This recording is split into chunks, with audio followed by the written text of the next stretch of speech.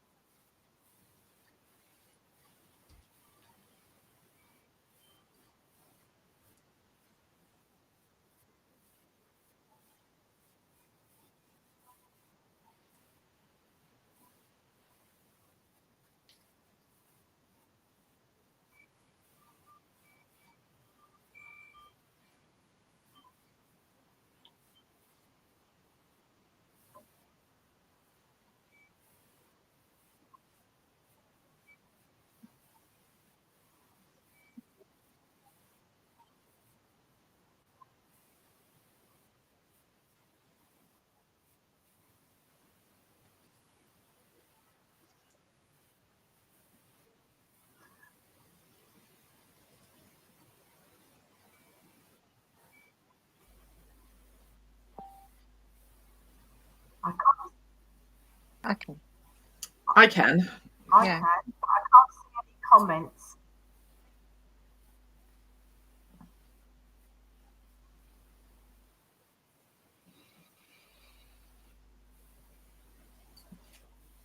Plan B. There we go. Right, plan B microphone. Let's go with that. It's always me that lets the slide down. So, as I explained, 3 lovely guests, smashing, and then this works slightly differently to if you've watched TV shopping and things like that before. You do not order through one central place. If you like what you see, then you go to these guys directly. They each have a QR code in the corner of the screen when they're demonstrating. You can hold your phone camera or your iPad camera or your tablet camera up to that, and it will take you directly to their website, or their web addresses are on the bottom of the screen.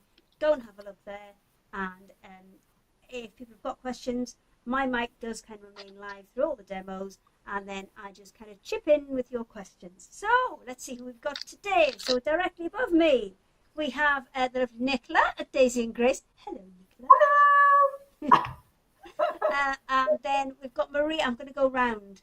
Hello. I've got to go round this way, haven't I? Now, Maria at Old Maid New, who is coming in this week because unfortunately Hayley couldn't make it. So Maria got a bit of a bum deal last week because I wasn't well. So she's come back so she can show you all her lovely stuff properly. And then we've got lovely Gail. Oh, thank you. Thanks for the lovely. How's the Nick draw this week? My knicker drawer's looking a bit tidier because I'm scared you're all going to rummage through it.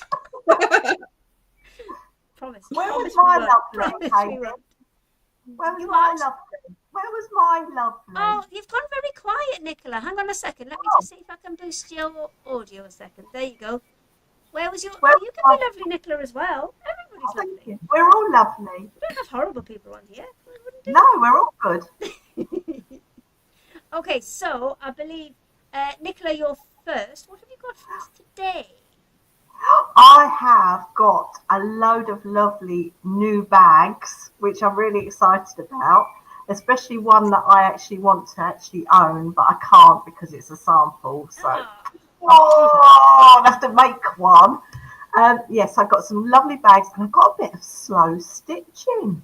Lovely. Oh, well, another lady who is very into the slow stitching. Maria, what have you got for us today? I've got loads today. I've got the new 1940s panels, which are these 4 sets of panels, which we're going to do some lace and embroidery into. Also making some stitch journals. I've also got the 2 lovely kits, Goldwork and Dragonfly. So I'm going to demo the butterfly today, which is the brooch. I have got lots of lace packs, all these lovely little goodies, and the rare vintage bundles that you can actually make the stitch journals with. I've also got the tree panels. There's loads. Something else pops out. Gail, what have you brought for us today? Well, I decided to go all out animals this week, and so I've gone for some mini animals. So I've got a little mini Hamish coming up, a little mini Daisy cow, and some little mini sheep, along with the big uns as well. So the big uns will be in the background, and we'll talk about both. Do you have a duck one in your range? Sorry, Do you have a duck one in your range? not yet. Not yet, but it could be arranged. I had a request this morning for a pig, so Maybe a farmyard themed yeah. hunt. So yeah, we had a whole. I did a live, and we had lots of requests for alpacas, dragons, and a few others, and a horse, and a Shetland pony. So so they're all on the list. Okay. So you never know. Maybe I'll add the duck, a duck and a Specifically swan, maybe. Duck, please. Oh, I didn't put the phone on silent. There we go. I have now. It's all good. It's all good. Okay, so Nicola, do you want to get cracking? Because I know you're first demo, aren't you? Yes, I am, but I'll show you everything that I've got as well. So yeah, I'm ready to I shall switch it. It's all over to you. Lovely. Well, lovely to see you all. Thank you for joining us today. We're going to have loads and loads of fun. But I want to show you what I've got for you today, and I've got some really lovely new bags.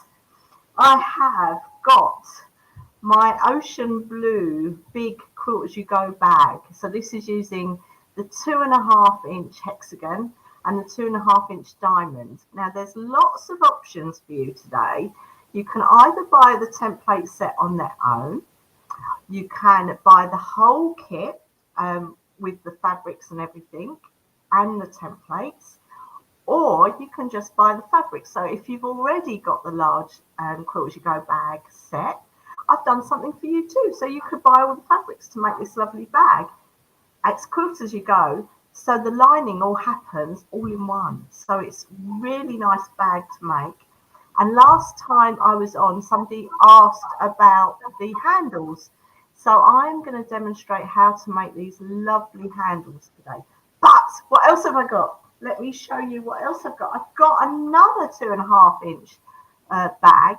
And this one is called, this is All Moda Fabrics, and it's a range called Playground. And it's absolutely beautiful. And this is lined in black. In the fabric pack, you'll get the backing fabric, the main fabrics, a magnetic clasp, and the interlining for the handles. In the kit, you get all of that anyway, and the templates.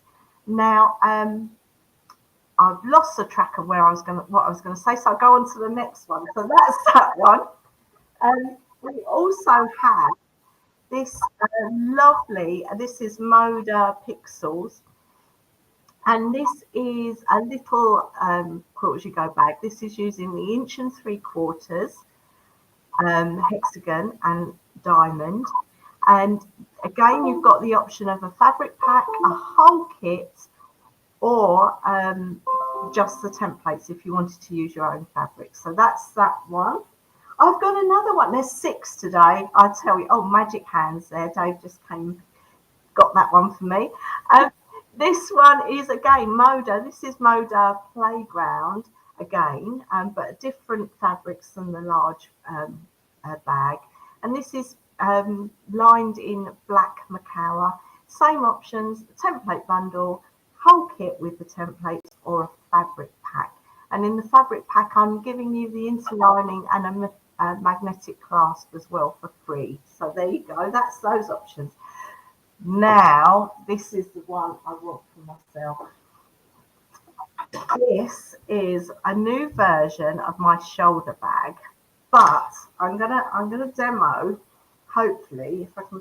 It's a cross body one. Look at this. Da da da! I love it.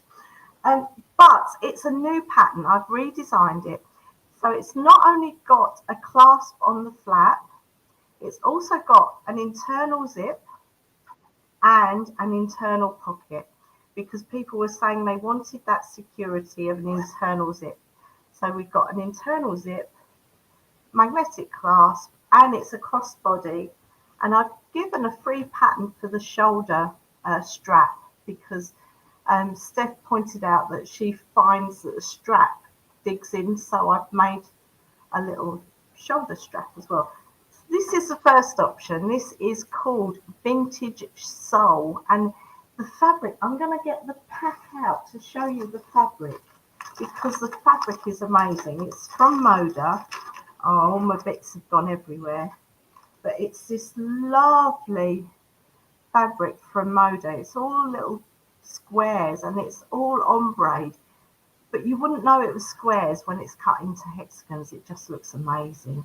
So I've just ruined my kit there with all the... So I pushed that over for Magic Hands to sort out. Oh, and I'm back to the front. Had the wrong camera on. So that's vintage sole. And then I've got the original shoulder bag version. So if you wanted just a shoulder bag, I've got this. The pattern you can make either. So there's little side straps on the crossbody bag, or you could use this. So instructions for both in the pattern, so it's up to you what you want to do. And this again is Moda Playground, so it's luscious fabric with lots of different colours. It looks amazing with the black. Again, you've got the internal zip and a pink pocket, so you get all of those bits in the kit. So they're the two new kits.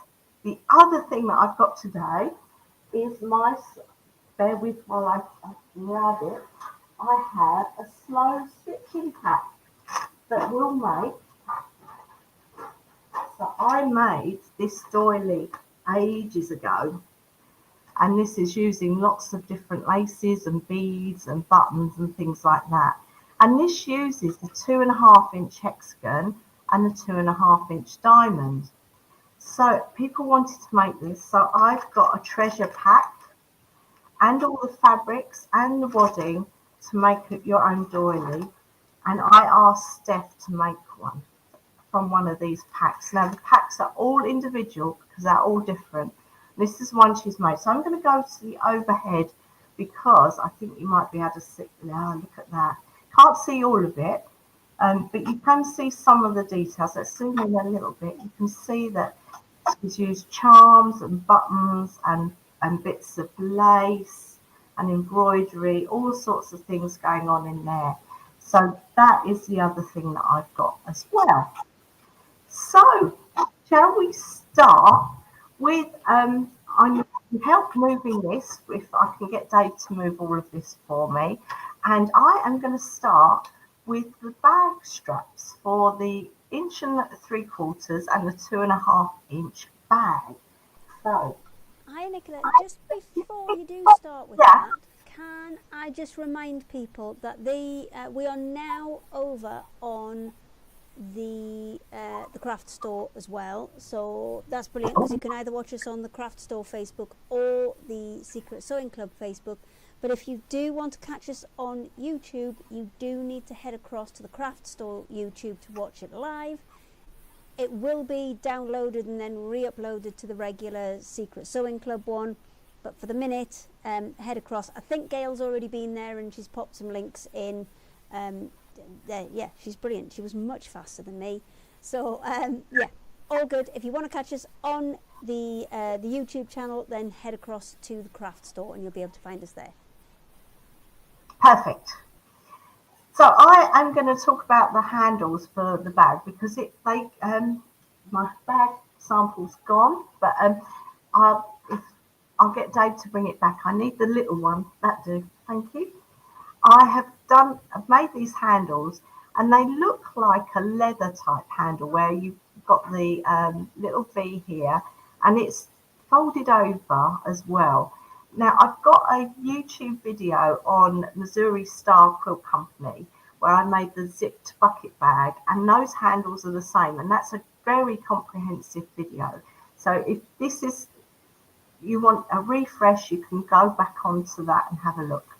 So let's go to the overhead. This is my bag handle pattern, and the top tip I'd say put on fold. What I normally do when I've got a pattern on fold, I stick a bit of paper the other side, fold it in half and then cut the pattern out, so then I've got the whole handle in. And now look, it won't, oh, it just goes into my picture. There we go. So I have cut the handle in my fabric, which in this case is black, but don't worry, I'm going to stitch in white so that you can see what I'm doing. And I've got this fusible interlining, and that gives it the softness of the handle. Now this is included in the kit and in the fabric pack, so that it gives you a nice hold to your handle. So first things we're going to do, I have put 2 little nips on the pattern that you need to put into your fabric and onto your interlining, because this is what we're going to use to sew round and leave a gap. So first things first, I'm going to place the fabric on top of the interlining, and I'm going to take a few of my pins and put a couple of pins down the middle, and I'm going to take this to the sewing machine to tack. Now, when I'm tacking, I use a really big stitch on my sewing machine, which means that it can come out if need be. And I just run down the very edge of the strap to secure the fabric to the interlining. So do one side and then the other.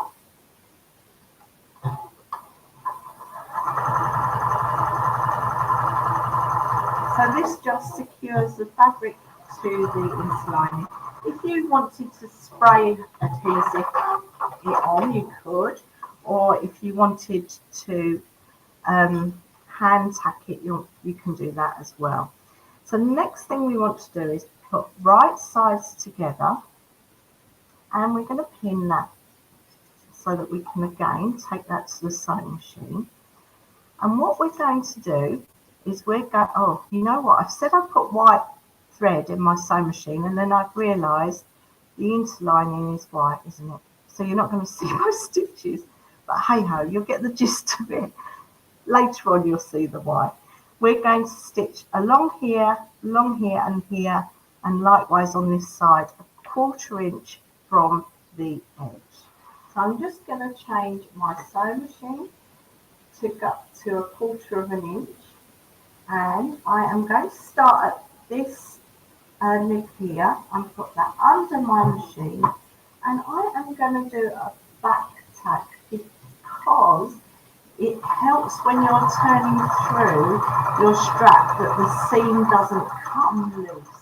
So I'm going to go down, and I'm going to get to a point where I think I've got, yes, I can turn my strap. I've got a 1/4 inch that way. Keep going and along this way. And back. I'm going to take those pins out, and then I need to do this side. So I'm just going to turn that over. Look where my little nick in the fabric is, and start again on that side. And my pins aren't in the way of that seam allowance, so I'm not stitching over those pins. You really don't want to do that, and I tell you that every time, but trust me, it's the truth. So there we go. One more stitch and do a back tack. Take that out, and we'll take this over here. So now what we're going to do is we're going to trim these. Let's go to the zoom. There we go. That's much better. We're going to trim that piece off the end. We're going to trim these sections off the side. And I am just going to trim down that seam allowance on those points. And we do the same on this side. This is what I don't like though. I make a mess. And guess who has to clean it up at the end of the demo? Me. Normally it gets cleaned up by somebody else, but hey ho, I've got to do it myself. Now I'm going to get my pointy tool, because here's the, let's go to that one. Here's the opening for the handle. And what I'm going to do is start to push that handle through, and then just with my pokey tool, be gentle because you don't want the tool to go through the ends. But that's not the end of the world. If it does poke through, just turn it the other way and re-stitch where you where that gap is. So that is one end. And then I'll take the other end. I'll turn that through.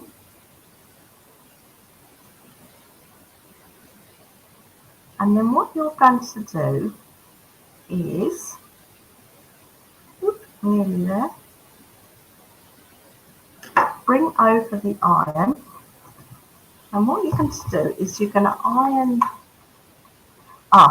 Slight problem, technical issue, I forgot to turn the iron on. But I have got a blue Peter moment because I thought something like this is bound to happen. So I've got a whole stack of prepared things. Haley laughs because I'm so prepared. It's just envy, to be honest. I mean, I wish I was as organised as Nicola. So I've had one half turn through. I've got some other bits there. So here is what you should have done if I turned the iron on. So I have just, let's go a bit closer. I've just turned under a 1/4 of an inch seam allowance on that open edge like that. And what we're going to do is fold that in half and put a pin in along that open edge. We're going to seal that with a pin, and then I need to grab my ruler. Oh no, I don't. Yes, I do. Do I? Yes, I do. I do need my ruler, and then I'm going to pin along the strap, and then when it gets to this end, I'm going to fold it in half, and then I'm going to place where that edge is. I'm going to place that on my ruler and put a pin in 1.5 inches, and that's where I'm going to start stitching. Now that didn't go through all layers, so I'm going to just repin that, and I want to do that at the other end as well. So fold that in. Oh, there we go. Fold that in half, place that on my ruler, and then take a pin, and 1.5 inches I'm going to put a pin in there. And then I'm going to put another pin just to keep it safe. Now I'm going to take that to the sewing machine, and I'm going to start and finish on those 2 end pins, and I'm going to sew about 1/8 of an inch away from the edge. So let's go and do that, and then I can show you that section. I'm glad you were impressed with my organisation, Hayley. I love it. I mean, it's pure envy. Just because I think, well, part of it was always when we did the live TV stuff, you always got kind of swept up in whatever was happening. So, for example, if a presenter was asking you about something, or somebody had emailed in and asked a question about something, you had to just drop it and change and go with, whatever was happening. And that, just to have a chance to have everything prepped and several stages of it prepped, I'm very envious. I have got a couple of questions for you, which we can deal with after your demo, if you like, because it's about the quilt that's behind you. So if you want to finish off. Oh yeah, I've not got that on stage show. I just thought I like that one. I'm going to put that one up. Oh, we haven't seen that for a while. Let's whack that one up. Exactly. Yeah, I've got so many to choose from. I think, what am I going to put up today? Well, I'll let you finish off this, and then give me a shout when you're ready, and I'll give you the questions. So, if you can see my top stitching there. So I've sewn. Oh look, I have to go like this. I've sewn between those 2 pins, and that has left this funny section on here. Now what you're going to do, here's one at the top of the bag I prepared earlier. So you're going to put your handle on those 2 hexagons.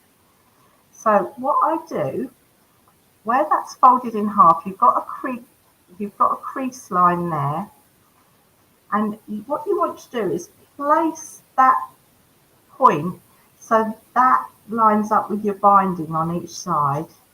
And I pop a pin in there, and then I'll pop a pin the other way just to keep it secure. And what you're going to do, Have I got time to do a bit more sewing, Hayley? Yeah, of course Can you I can. sew this It's bit your on? demo time. You can do whatever you like. Lovely. I'm going to sew down here, along there, up there and across. So let me just do that on the sewing machine because it's in white so that you'll be able to see that. I'm going to pop that under. So I'm going to go down the first side. I've done a back tack. I'm going to go, whoops, and don't sew over the pins. Down to the point here. And along this side.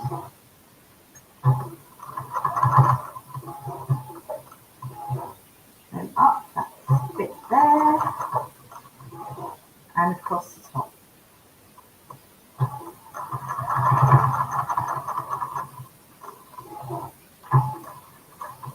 There we go. So you can see I've sewn along, I've missed that edge. We all do.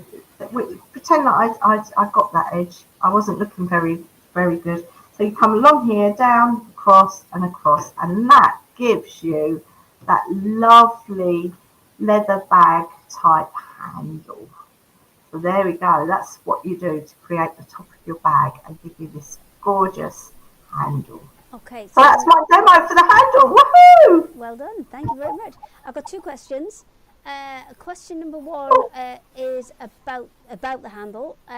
Can you put like a thick cord or something in there if you wanted it to be even stronger?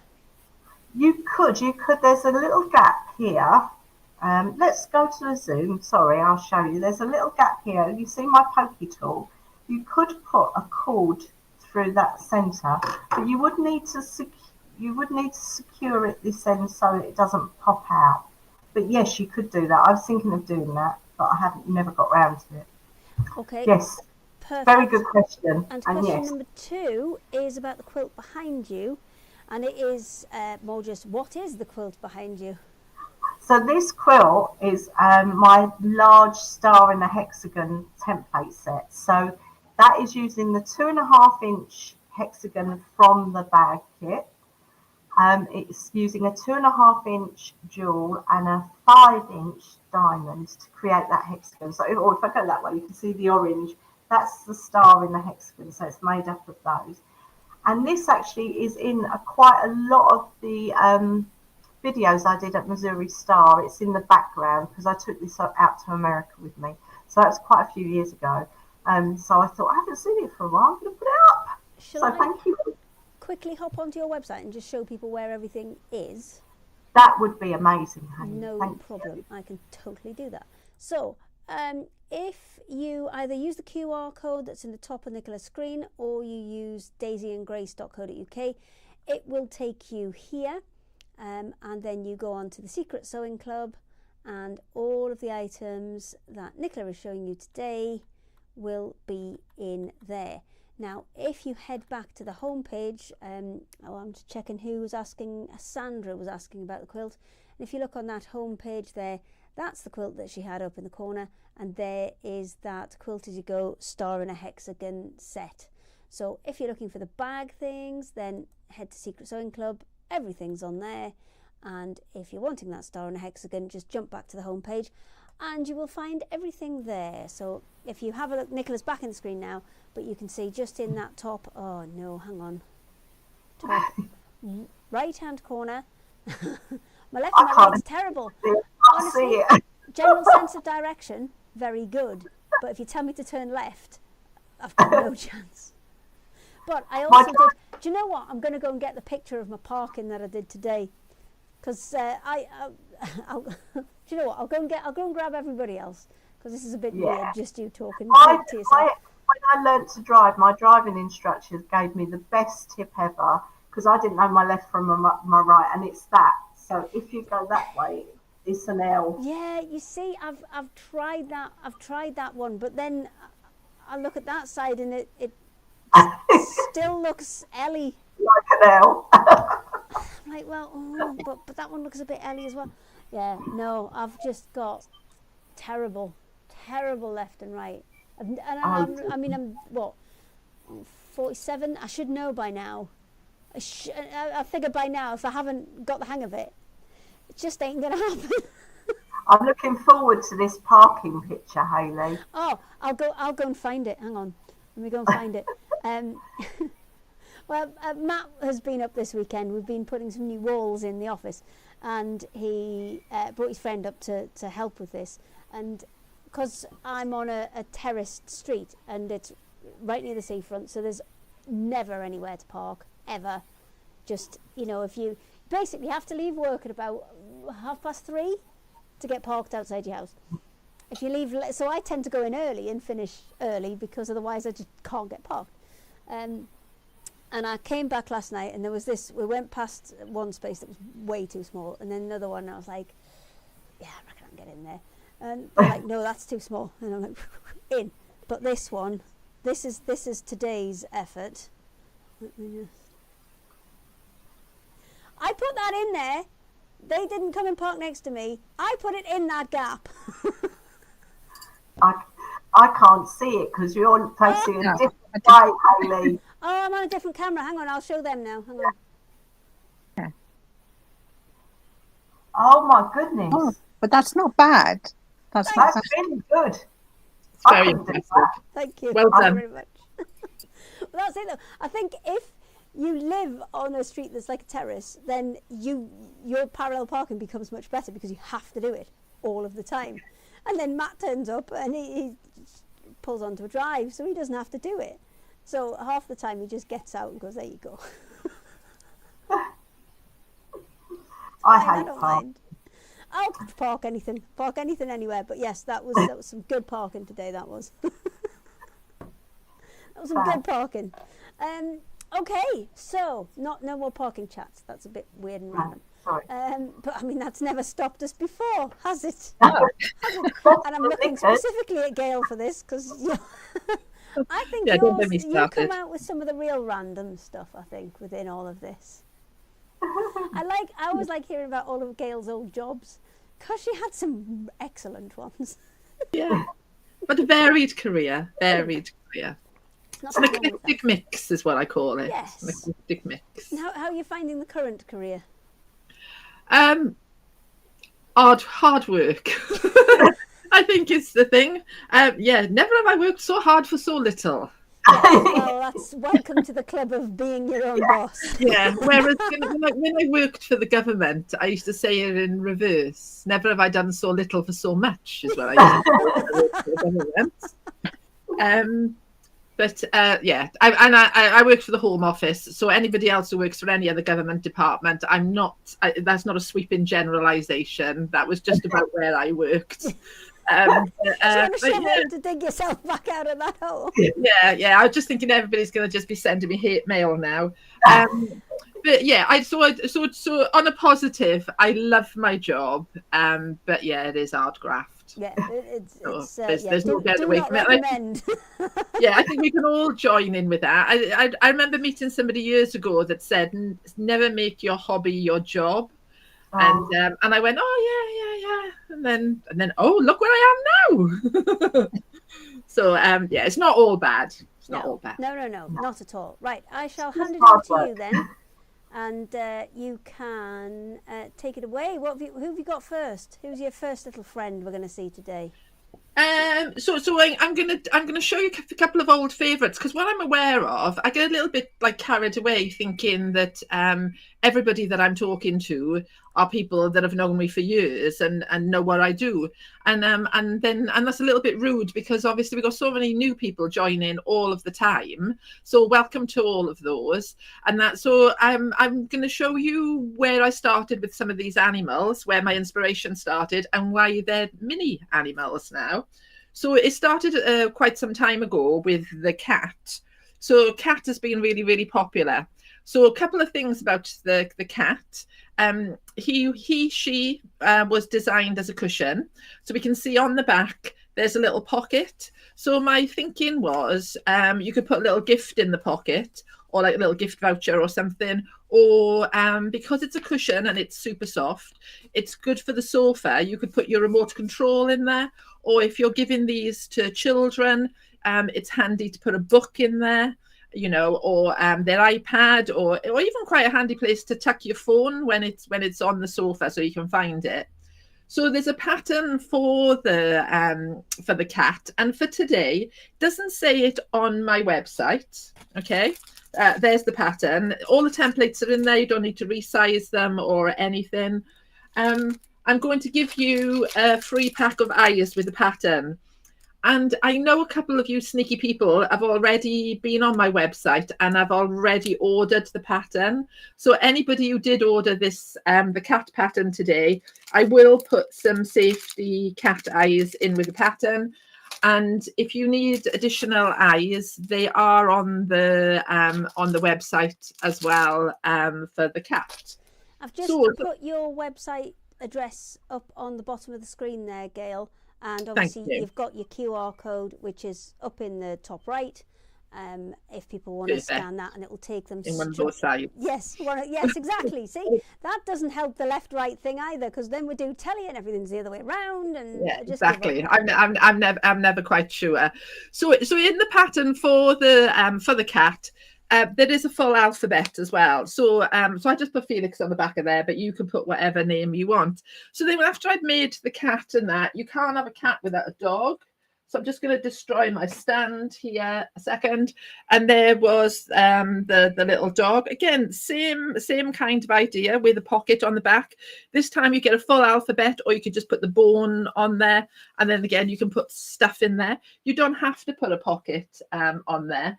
And then I did a whole range of things. So there's lots of sheep and male and female sheep. And then there's cows. So there's the lady cow with Daisy, with all her little daisies.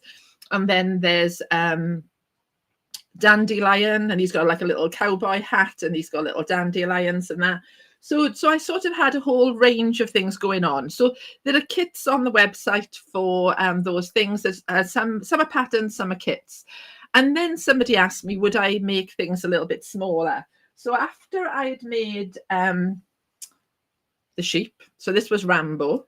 Okay, so the pattern for Rambo, you get Rambo and you get Love You, so the lady version. You can see again, it's got a pocket on the back. This is a pattern only now. I don't kit him anymore, but I made some little ones. So here's my little minis. And when I made the little minis, okay, I decided to do them in tartan fabrics. So these are little kits. So you get the full pattern and everything to make them, apart from the stuffing. I don't include the stuffing just because of postage. Can I ask a stuffing-based question, please? You can indeed do. Could you put, like you can get like rice or the grains and things, or the wheaty things, where you can put them in the microwave? Yeah, because they're a great hand warmer size. Yeah, I don't see any reason why not. To put obviously double, triple check what you're putting in there, that it's fit for purpose.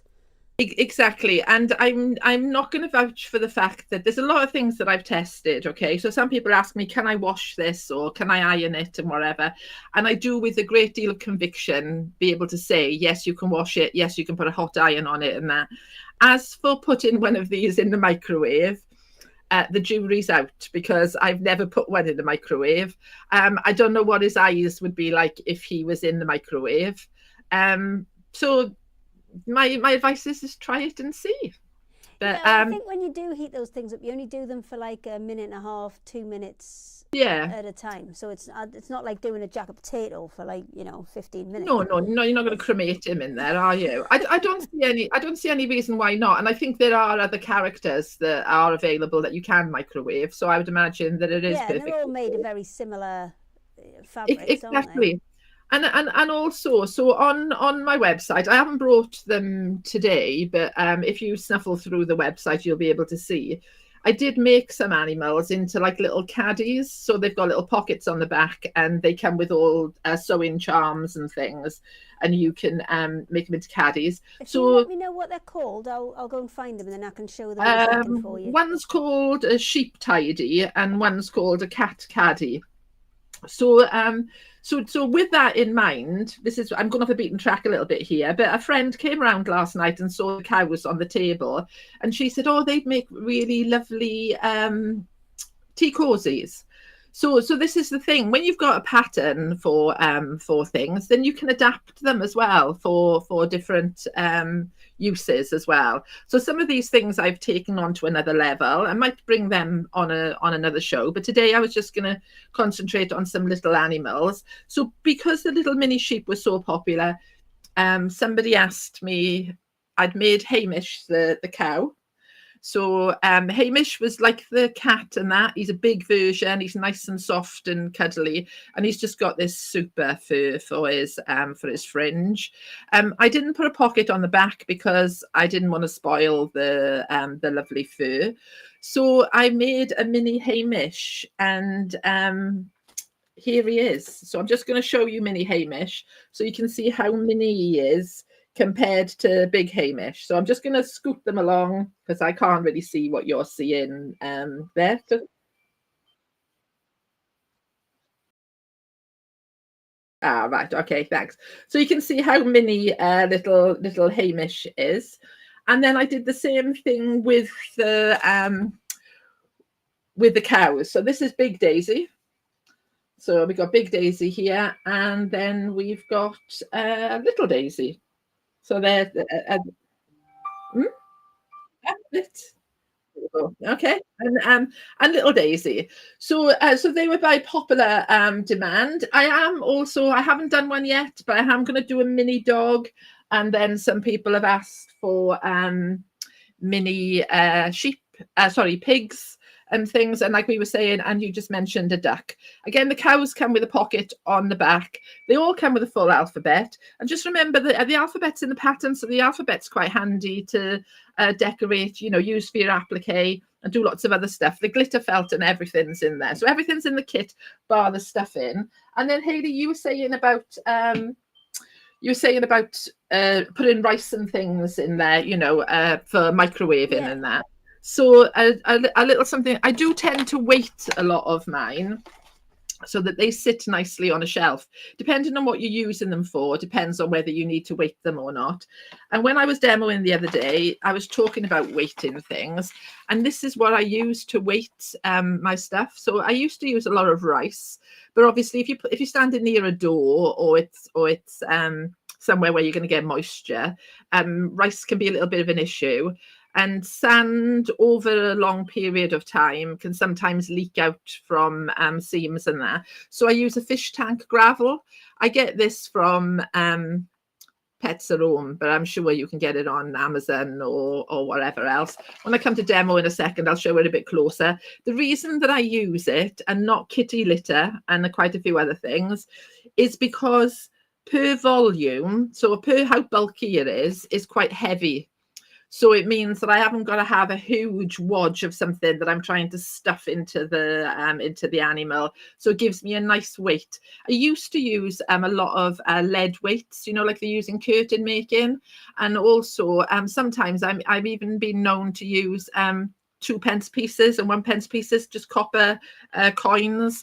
But you can use anything you've got, glass beads, stuff, whatever you've got to hand, really.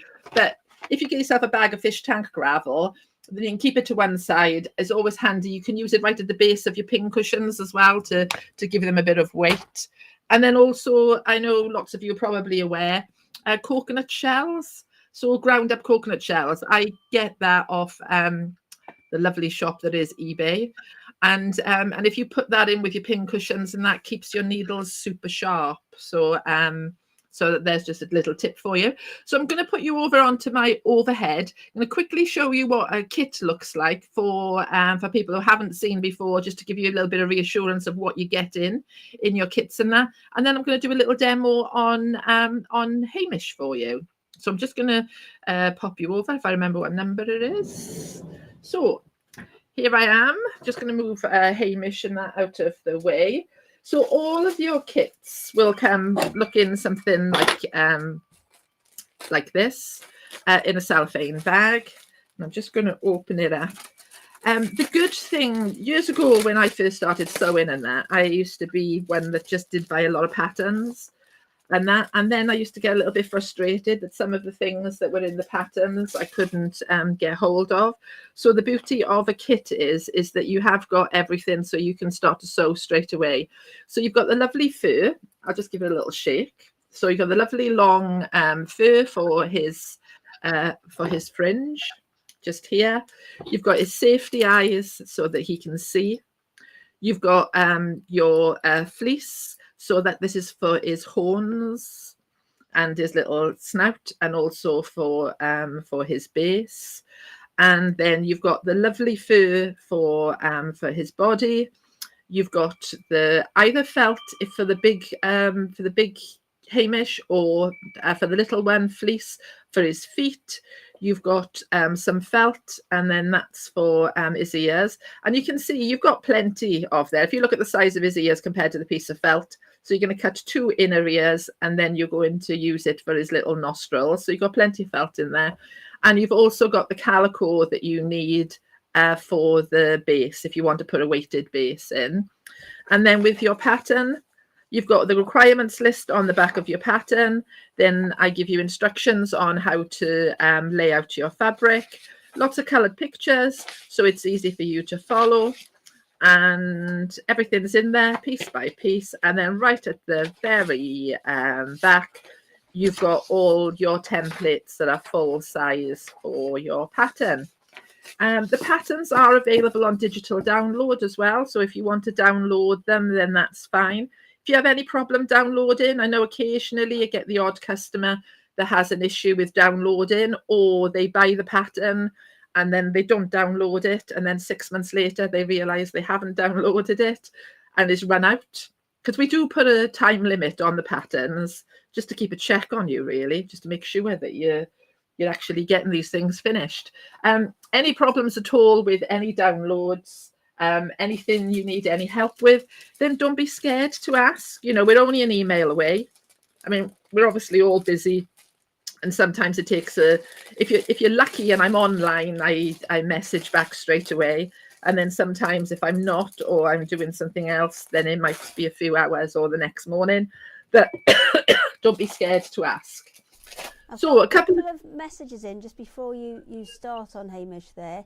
Yeah. Jeanette said she ordered Hamish earlier today, and Sarah said she made the mistake of going all the way through your website this morning, Gail, and it started well, but now the basket is overflowing. Resistance is futile. Oh, thank you very much. Yeah, it gets a little bit addictive, doesn't it? And I think the nice thing is when people have made the animals, they make lots more, and I always think it's a good indicator if people make lots of creatures and that it shows that they are easy to make and the instructions are easy to follow. And again, like us all, we're only an email away, so if you do struggle with something, don't struggle in silence. You know, just send a message and ask a question. So thank you very much for ordering, and it's nice to think that all these little animals are going to happy homes. Also, while I'm mentioning that, it's probably worth it if you wanted to join my Facebook group. We're called Endless Threaders, because on there are some very talented ladies who are making all manner of things. And the exciting thing is now they're taking my patterns and they're adding their own spin on them. So there's some amazing stuff. You know, Petal and Sprout that I did, the Easter things, somebody converted them into Valentines. One of the Easter gnomes is now a party gnome and that. So with a little birthday cake and everything. So there's some really lovely inspiration on there as well. So not only go on there to look for inspiration, but and share with other people, but also go on there and inspire other people, and that. So that's rather nice. And also lots of people have made these things, so they're full of good tips and advice as well. So they'll sometimes, if you post a question, somebody else will answer that's already made the item. So have a look at that. It's Endless Threaders, or just look at me as Endless Thread Design, and I'll always share the link with you. So back to fur, okay? Some people are scared by fur. There's no reason to be scared. I don't put fabrics in my kits that are so challenging that they're too hard to sew. So don't panic about fur at all. So normally I say to you, when you look at fur, brush the fur to see which way the pile runs, and you can see the pile is running down like so. So I did something that's a bit unconventional with my Hamish. I actually turned the fur around the wrong way, and so I put the fur on upside down. And the reason that I did that is I think Highland cattle are scruffy. You know, they've got that rough, rugged kind of look about them. And by turning the fur upside down, it means that his fur always sort of sticks up. It doesn't lay all smooth. And I quite like that look. It's entirely up to you. If you want a very smooth, polished looking cow, then by all means, you could put your fur around the other way. Can you see how nice and soft and smooth it is then? But I quite like the rough and rugged look. So I turned my fur upside down. So that's one of the tips I wanted to share with you. Most of the patterns, so this is the cat, the dog, the cows, everything, is made with a similar principle, that you cut your pattern piece out, you place it on your fabric, and then you cut around a 1/2 inch bigger. You don't have to worry about how tidy you cut this, because when we come to sew it, we're going to sew around the pattern. So your lovely neat edge is going to be created in the sewn seam, not in where you cut it out. So you're going to cut it out roughly. I'll just bring one in. You can see I just cut that out roughly. And then if we look at the pattern, I stitched along then. When I pinned that to it, I stitched along the end of the pattern. And I've left a little 1/2 an inch seam allowance at the bottom. So read the instructions. There's some little variants in there, but most of the animals are made the same way. And then the same with the feet, okay? Again, the feet may be made out of fleece, or they might be made out of felt, depending on which creature that you've purchased. You pin the pattern to 2 layers of either felt or fleece. You stitch around the pattern, okay, and then you cut out just beyond the seam allowance. And then you can turn the feet through. And then once you've turned it through, you add some stuff in. And then your pattern will show you where the placement is. So then you'll know then where to place the feet in there. And so if you imagine if you're making a sheep, or you're making the cow, the cat, whatever, all made with a similar process. And then what I tend to do is I tend to tack these in place. And then by tacking them in place, they're not going to move around when I put the base in. And just another little tip for you, when you do put the base in, years ago, I'll share with you here. I haven't actually got this in the Secret Sewing Club, but it is on the stand.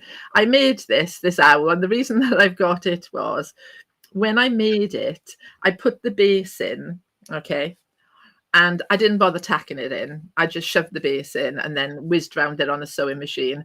And I took the owl up to show my mum. And my mum looked at it and went, well, that's a dog's breakfast, isn't it? So she said, did you not tack it first? And then I went, no. So she said, I think you better do that again. So anyway, so I did. So I removed it, I tacked it and put it in again, and then it fitted perfectly. So my advice is, if you want things to look neat, sometimes you do have to tack things in place. You do have to make that little effort.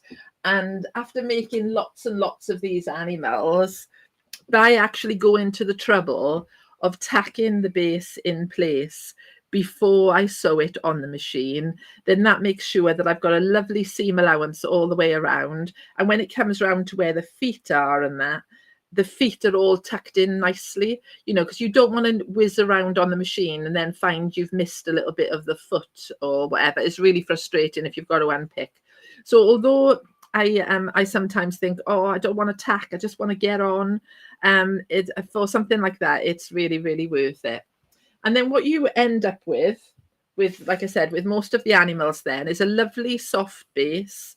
So you've got his body, his little feet are in place, the base is in place, and then I always leave the opening at the back. And the reason I leave the opening at the back is because I think people are less likely to look at the back than the front. And if you're sewing up is not that great, it'll be hidden at the back. And the good thing with the fur is it will be hidden because of all the fluff from the fur.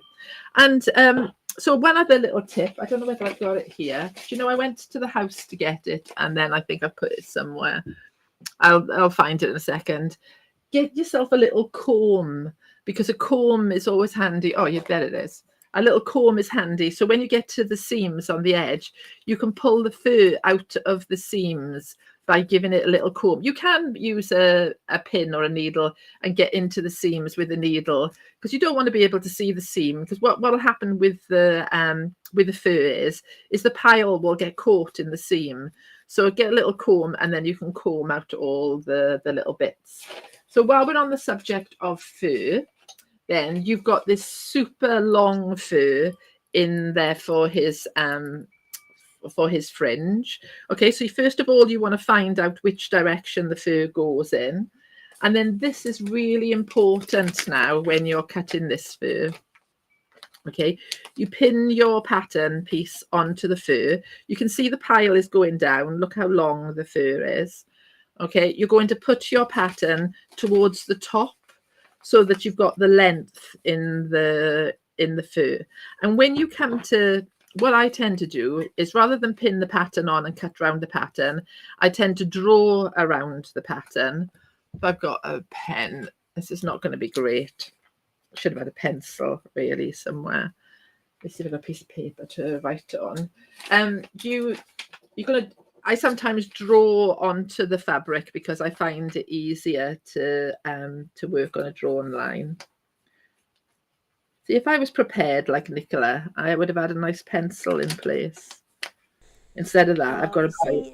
We've all got Nicola envy though. She always seems to like Blue Peter the whole thing, and I love it. Yeah. Are you really organised, Hayley? Oh, absolutely not. I'm like a car crash. I'm that person that can't find their house keys when they're leaving the house.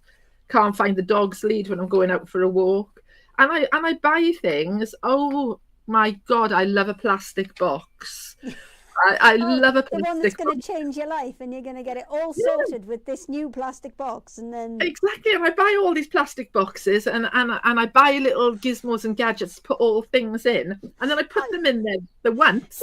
Just hang on 1 second. I just need to very quickly cut to Maria and just show you the array of plastic boxes. But the thing is, she may have plastic boxes, but does she put things in there, and is she organised? Because I have plastic boxes, and I am totally disorganised. Well, I also think it's the pace at which we have to do things as well doesn't help. Yeah, that's a nice excuse. That's well done there, Hayley. I like that. 1,000,000 miles an hour, and you've always got to get on to the next thing, and then boxes get just left. And exactly at work now, it's all don't put it down, put it away. I know, and I've got saying that.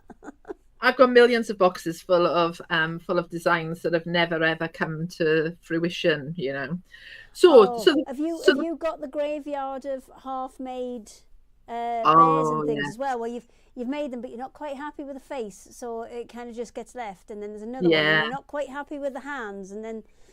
Yeah. But you've got to keep them though, because if somebody comes to you and says, that's not your pattern, that's my pattern. Yeah. You've got to be able to prove, well, yes, it is. I know, I've got to keep everything, all my original drawings, all the little gonks that I made along the way, so that I can prove that it was my thought, it was my design, and not somebody else's. So now it's a we've got strange an excuse for the mess. Yeah. So anyway, so the fur. So what I want you to do, I have demoed this several times before, but I just have to share it for people who out there may not have seen it. When we cut things normally, we get in with our scissors and we just cut straight through all the layers.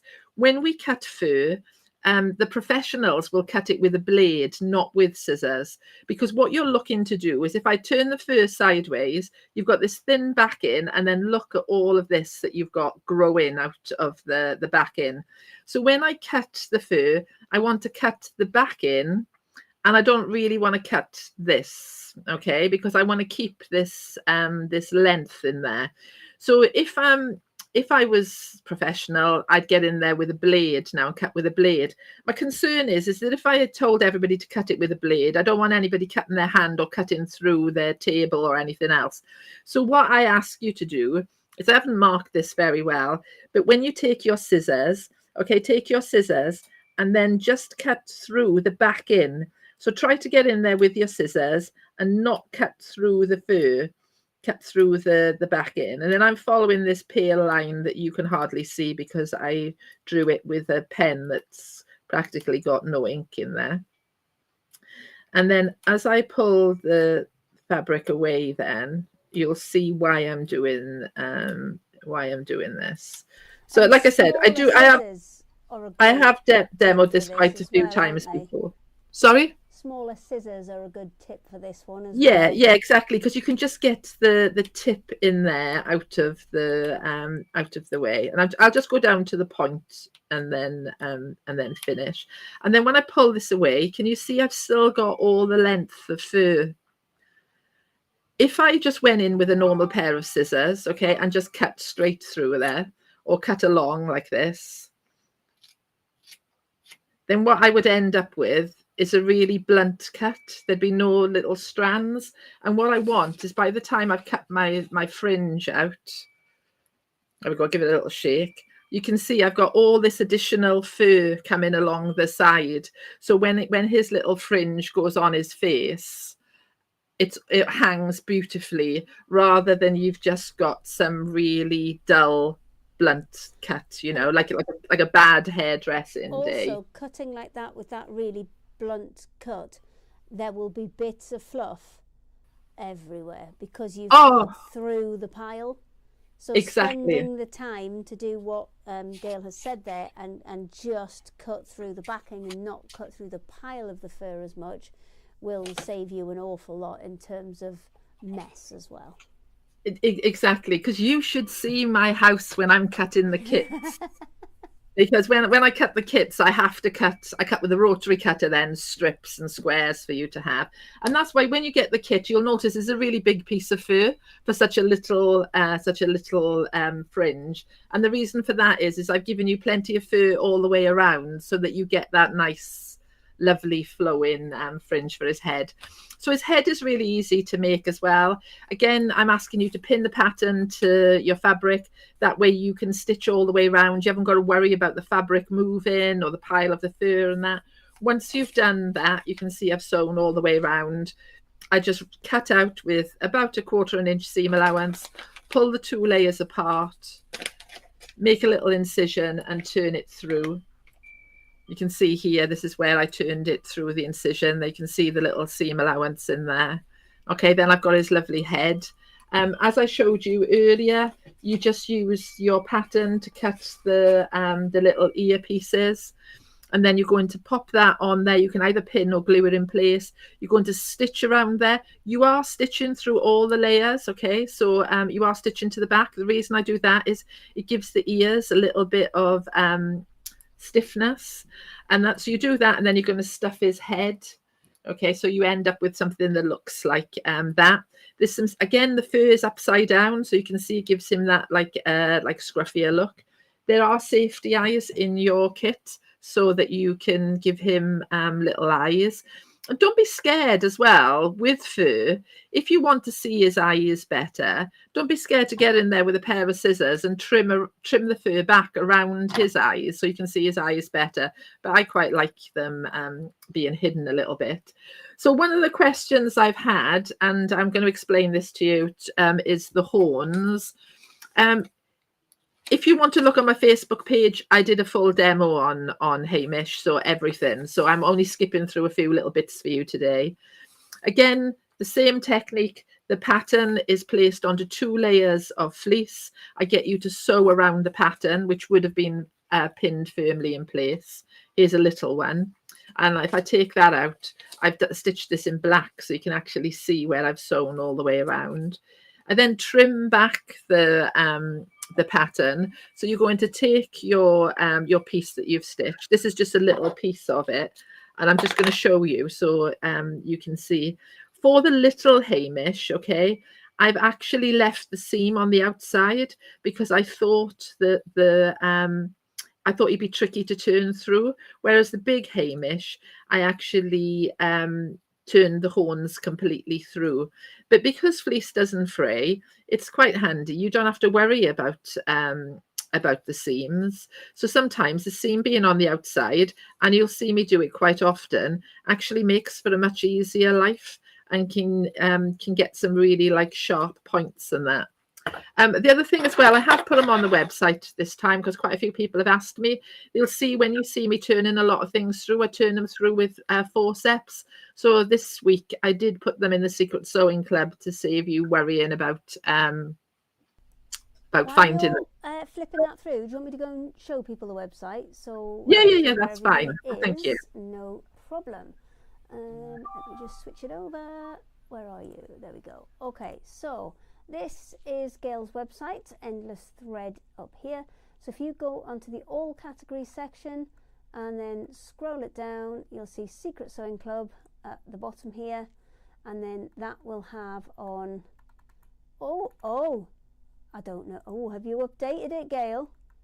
Because on here I've got all Easter things.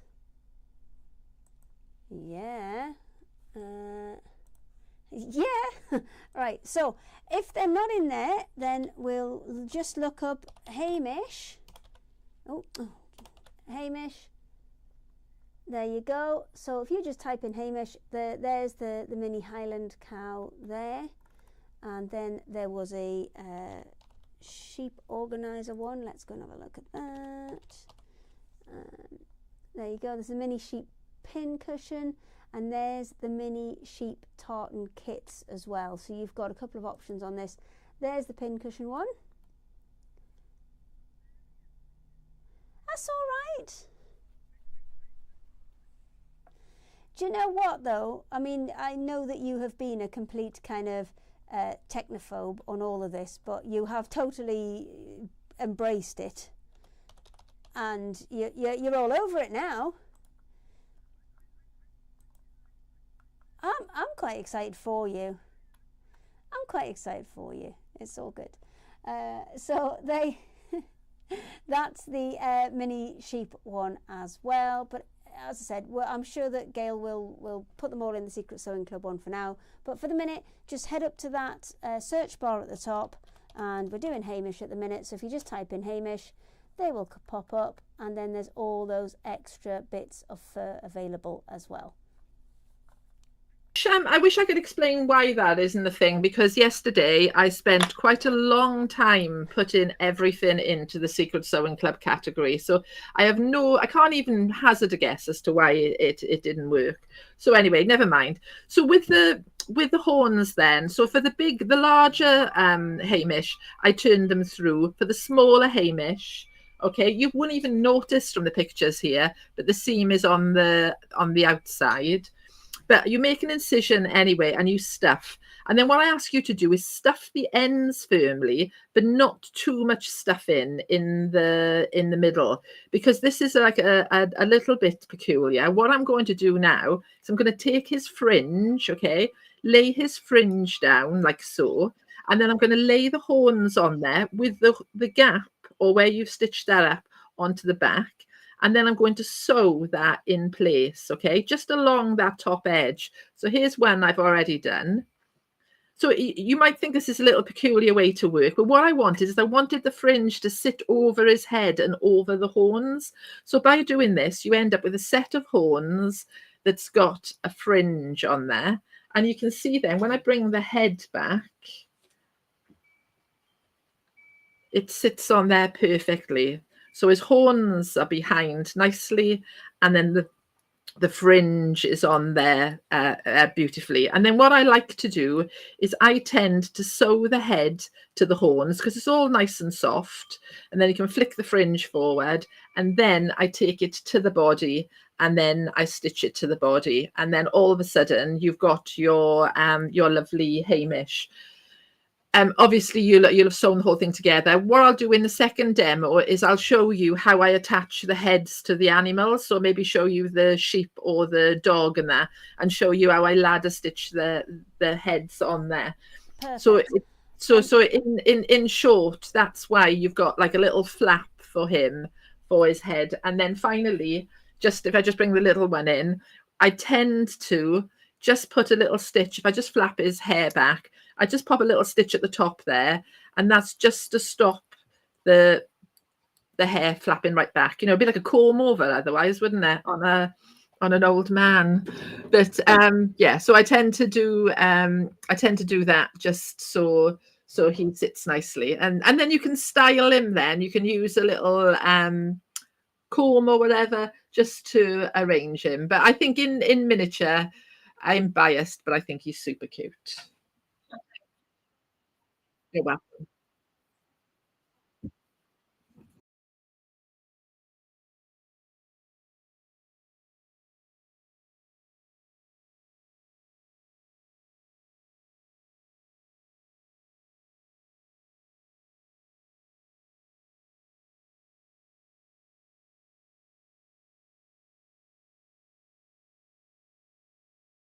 While I'm in the background, I shall have a little look at my website and have a firm word with it. Okay. Well, I'm sure As you to can. There's why two it's not more behaving itself. demos to be done, so I'm sure you can get it fixed in that time. Oh yeah. I'll just go and have a quiet word with it now, Okay. which means I'll Okay. beat the mouse Let violently. me go and grab the other guys and pop them back on. There we go. Everybody together. I know we've been quite. We're nearly halfway, man. We've been quite long on the demos today, but it's all good. Oh. We don't mind. We don't mind at all. So I will kind of skip a bit of chat so we can make up a little bit of time. So Maria. Yeah. Second, I know you 2 weeks in a row for you because Well, I'm sorry, I felt so sorry for Sarah last week because she did try her best, bless her, but she was brilliant. I mean, I can't fault her. I mean, So that's good. these things happen, and every now and again it may be the case that it can't be done. But yes. Anyways, all good fingers now. crossed, it's good. All good now. But I mean, you were telling me that you'd had vertigo and you'd had it for 5 weeks. Oh God, I had it 5 weeks. I had it it was about 6 years ago, and I was just doing too much. I was basically working part-time, No chance. then teaching part-time.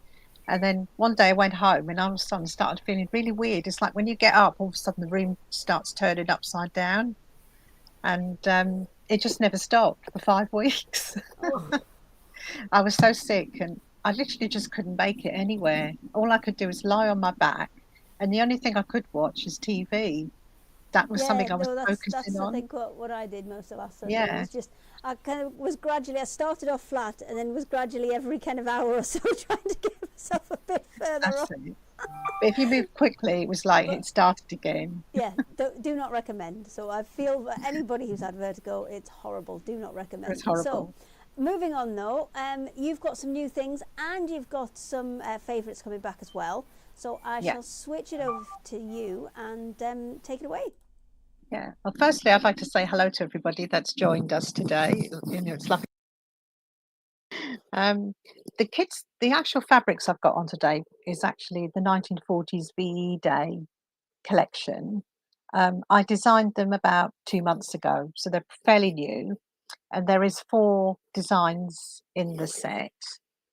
They're actually printed on Panama cotton, so it's washable, and you can actually make cushions with them. You could sew into them. And what I like about this fabric is that it's actually lovely for embroidering on. So if you're doing anything like slow stitching, it's actually fantastic. And the designs are from rare footage that I designed. These patterns are 1940s fabric swatches that I actually used from a book when I used to be a designer in the 80s. And I made these collages with some of the family photographs, like some of the pictures are in there actually are family art, family flight people and all kinds of things. A friend of mine made a lovely cushion. She's done this cushion, which is I think it's a panel and a half on that one. So you can actually make about 3 cushions out of the 4 panels. And then there's also little journals with you can sort of write into these journals as well. So what I'm going to do now is I'm going to switch over to the camera because I've got one of the panels on the hoop, and I'm going to sort of do some slow stitching into it, and also using the lace packs that are actually on the website as well. So I'm just going to switch over to sharing. share my screen, and I'm going to share that now.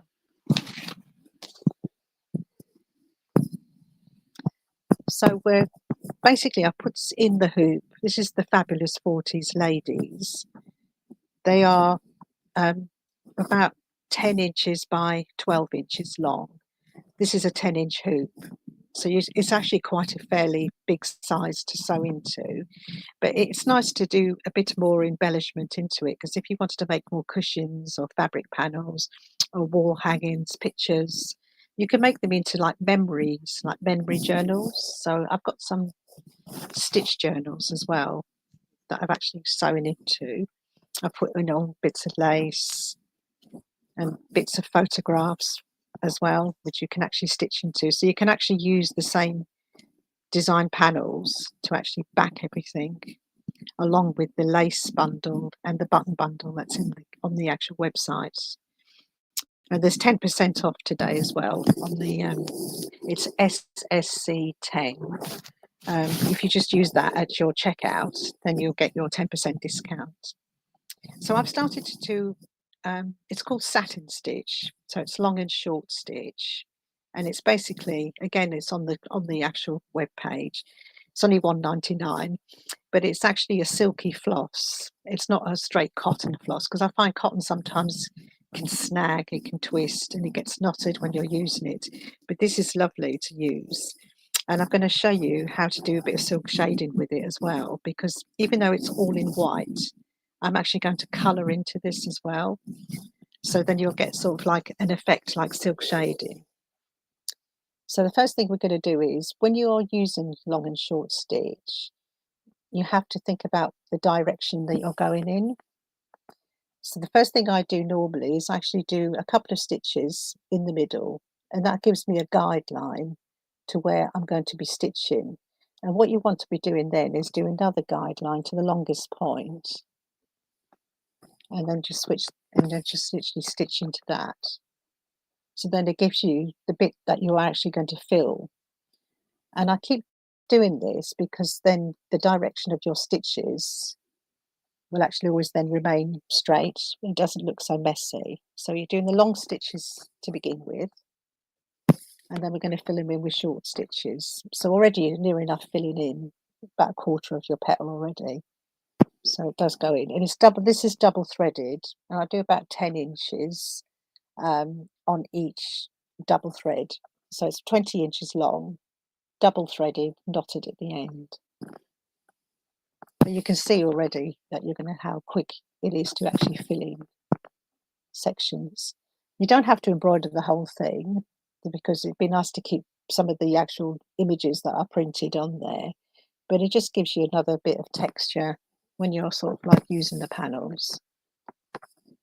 Again, if you wanted to, you could photograph some of your own photos, put those onto fabric, photocopy paper, and then you can stitch into those as well, put them in, so you can make them more interesting. So you can see already how I'm sort of like trying to keep the stitches to one way, really, keep it switching.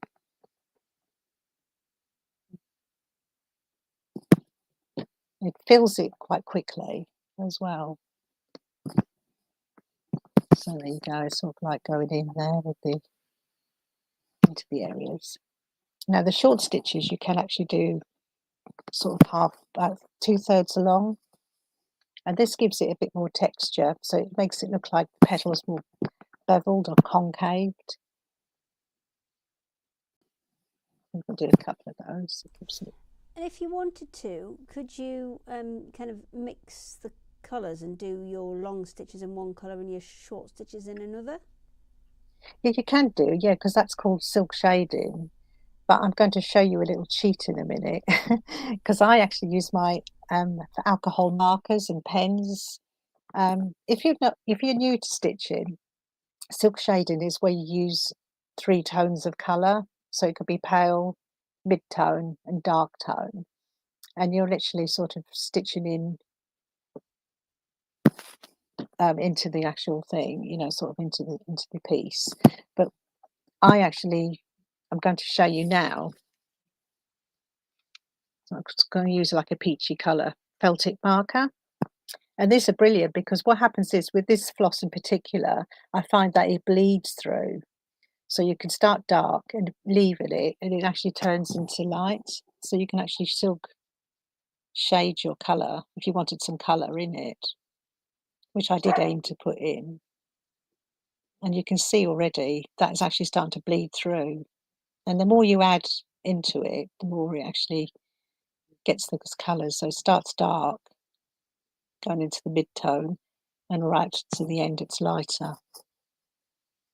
So this is actually a little hack that I do sometimes, but it is actually an old hack as well because it goes back to 1800s where they didn't usually have a lot of colours on their silks, on the silk threads, and they used to actually colour it in.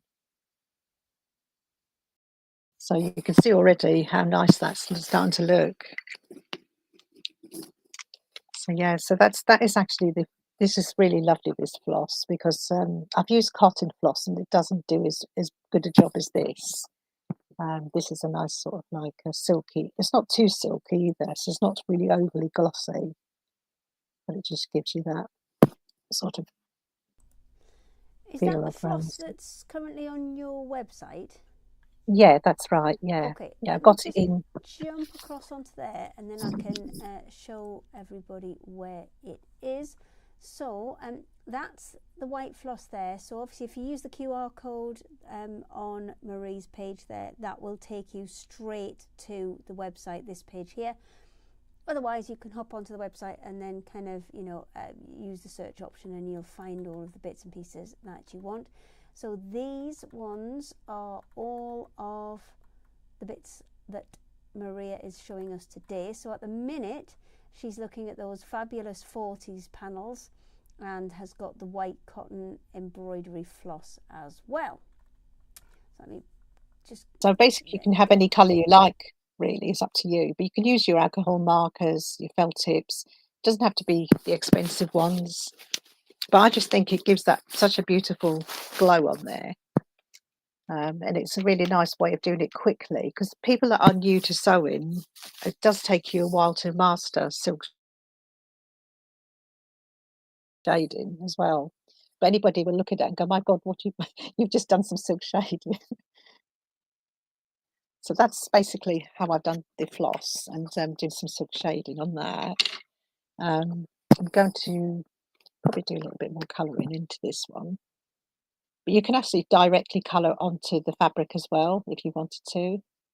So if you didn't want to embroider, you can do that as well. Or even free motion stitching as well. and I assume because obviously this, I mean, I know the Panama fabric can be washed, but Yeah, I'm assuming if you're going to put all the embroidery and things in, you're not going to wash it, so you don't have to worry too much about the no, types that's of right. pens and things that you're using on it. Yeah, that's true. Yeah, I mean, the thing is, I would actually try and fix it. You know, so you can sort of iron some of these pens, and they will fix like the textile markers that you buy. If you iron them, they can actually be fixed. So that's a good way of sort of like still using this method. But you can see the more you go into it, the more you'll probably find yourself adding to it and adding to it because as it's drying, it goes lighter as well. So I usually go back on it again like the next day. But I do like that effect because it does give a good effect, especially when you're sort of like trying to do some mixed media. So in a way, it's like using paper, but you're just using fabrics. Paper crafters, you've got, you know, like pieces to use. They can use that as well, the same way. So the next thing I've got on the website is actually my lace bundles, which is these packets. And on these packets, you've got your buttons, you've got lace, and you've got quilt pins as well. And I'm just going to sort of put a little tray on there. So what I've done is, looking at some of the daisy shapes in here, I found in my lace bundle packs, because they're all assorted, you may find that you've got round ones for leaves. You could find, lots of things. What I did was I started to snip into the lace. So if you look at your lace, what you've got in your bundles, then you can actually start to sort of like fill it in with areas. And it's a bit like scrapbooking, but you're doing it with fabric and lace. So I've just kind of cut these little daisies out. You can stitch these in, or you can actually glue them in, because again on my website I've got the glue that I use, which is this lovely embellishment glue. It's by Trimit, and it's actually really good for stones and sequins and fabrics, leather. So anything you've got in your stash, really, you could use this. Let me quickly go and show people where that is for you. So that is the high-tack glue there, Trimit embellishment glue. So if you are looking to get hold of that, let me just see if I can get it up to a big page. It's just thinking. There you go. So that's the glue there, and it is $6.99. These daisies were perfect because they're near enough the design that's on this. They actually really fitted in really well on that. So what I'm going to do is with this one is actually going to stitch these on. So I've got my little needle, and I've got some pink thread for a change. Whoops, it's popped out that one. And you just basically stitch them in. And then you can put little beads into this. You can sort of like use little sequins in the middles.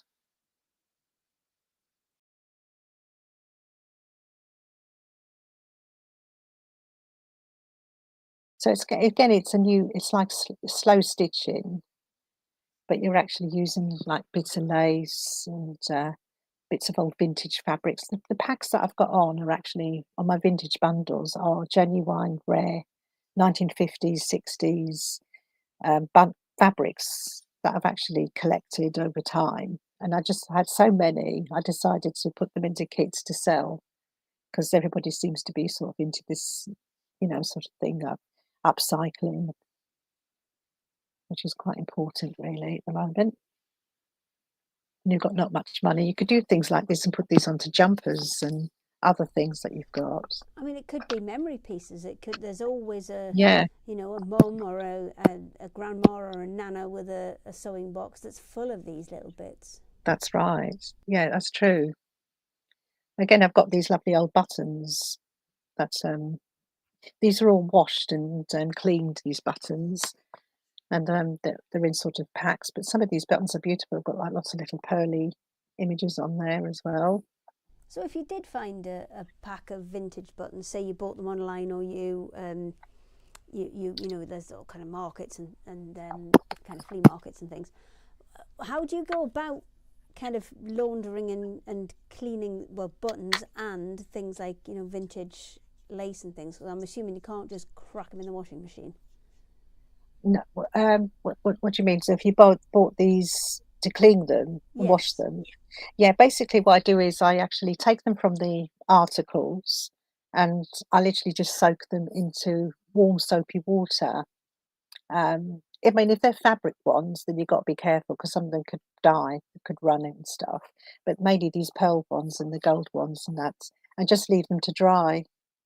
I used a fan heater sometimes to dry them all on a tray. It's really quite they're just nice, they're lovely. I mean, some of the buttons I had in here, they're all different.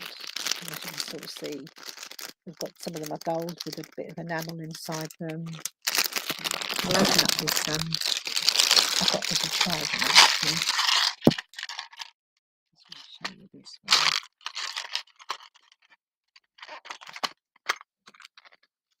In here, these are my gems. So some of them are actually. That does look like a proper Nana button box, though. That's it, exactly. I mean, you may have them like in your stash already, which you can use.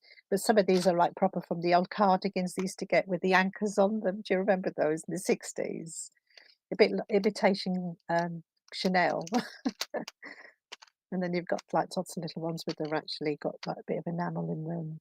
This one here is really beautiful, that one. They're a pearl one, again, really lovely. So yeah, so basically they're all different. In each bundle I put together, they're all sort of like, they're in a little bag, and you know, I sort of tied them up with the beautiful fabrics that there are, beautiful things.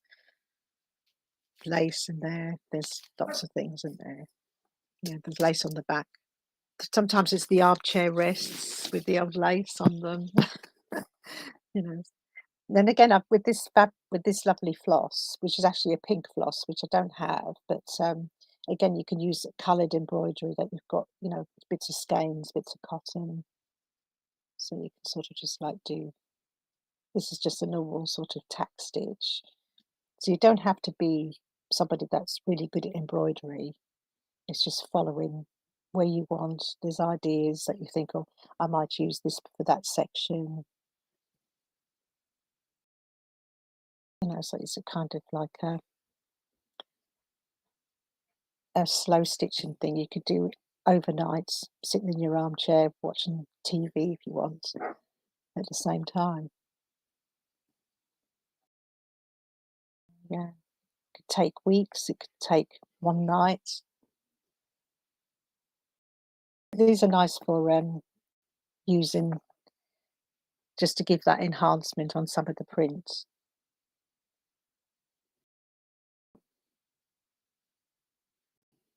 And the more you work into it, the more interesting it gets, really.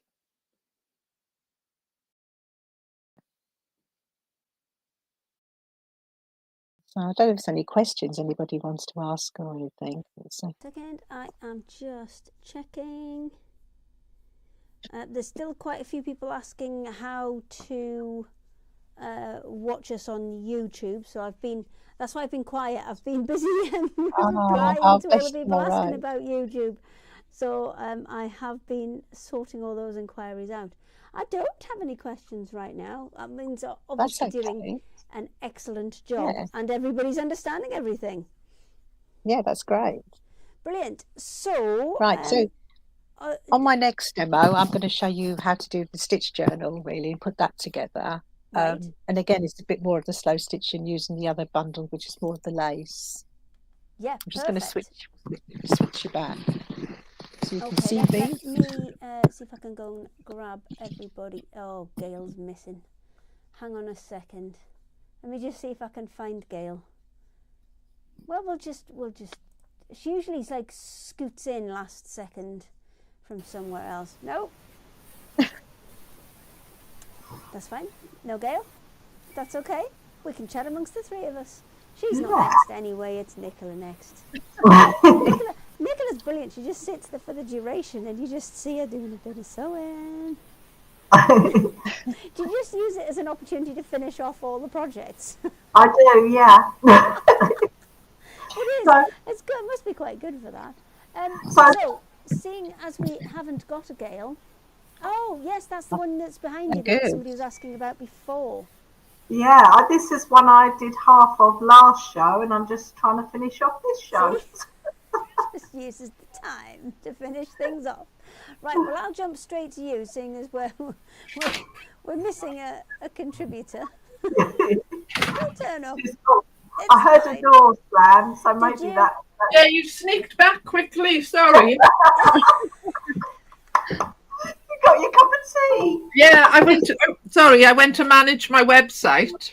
Oh, did you go to I don't understand. It works from my end. Sorry, I just interrupted everything now. Well, that's all right. I will go and have another check, and we'll have a quick chat about seeing if I can get that fixed so we can show it properly and do that in your next demo. But well, I'm not understanding why. It seems to all be in order my end, but I don't know. Okay, well we'll have a look. We'll have a look. All right, sorry. Nicola, we shall hand it over to you. And because what were you going to do next? Were you doing a bit more back or? No, I'm actually continuing with the slow stitch theme. Okay. That was a bit of bad planning by me. I should have done something else, but I planned for the slow stitch. I mean, to be fair, Maria was helping us out by joining us again because we've lost. Well, we haven't lost Haley West. She's not dead or anything.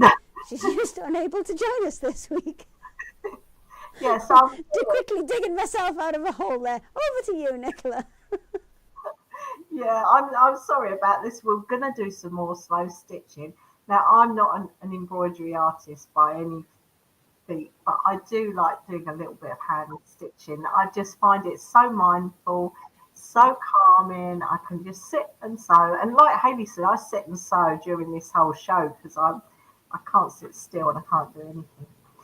So years ago, I made this doily using all my little treasures, all my little pieces of lace and beads and things, so that had something to focus all of those little treasures on.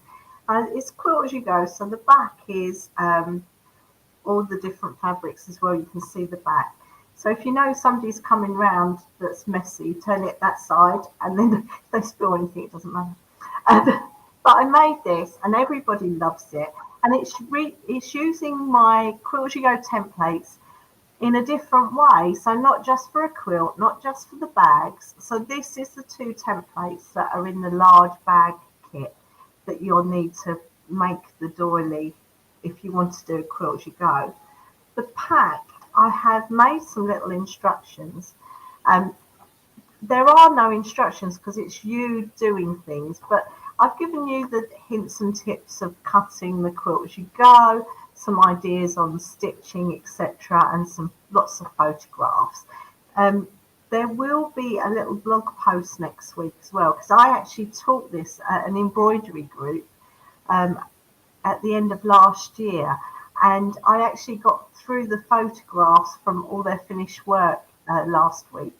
So I'm going to ask permission if I can post those in the blog and show you what they did as well, because it's very personal to what you want to do.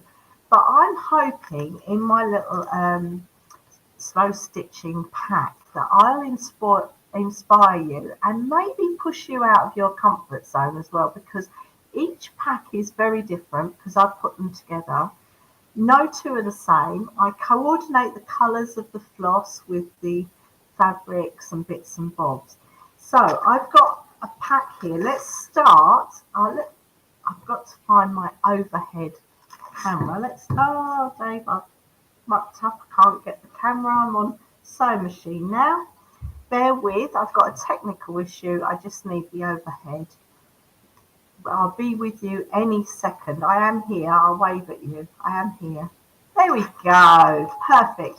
So in the pack, you're getting all the backing fabrics, or the main fabrics for your hexagons. And you can see that beautiful fabrics, some plain, lots with little diddy prints. They're mainly Moda fabrics in here as well. Some text writing on them. You get all the bits for your diamonds as well. Lots of different fabrics for your diamonds, and then your backings. So you've got all your backings for your diamonds. Again, a whole host of different fabrics, and your main fabric for your hexagons. And I also include the wadding, so you can make the whole. If you've got the templates, you can go ahead and make the whole thing with this.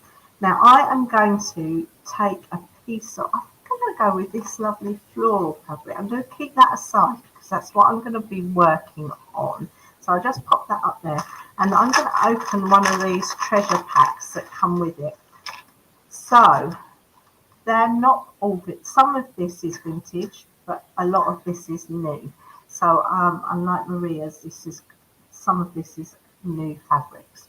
In each pack, you will get one of these Moda labels, which you can either cut your hexagon or diamond out of, or you can use parts of it to embellish your piece. You're going to get a Daisy and Grace floss holder, and I've coordinated the floss to go with the pack.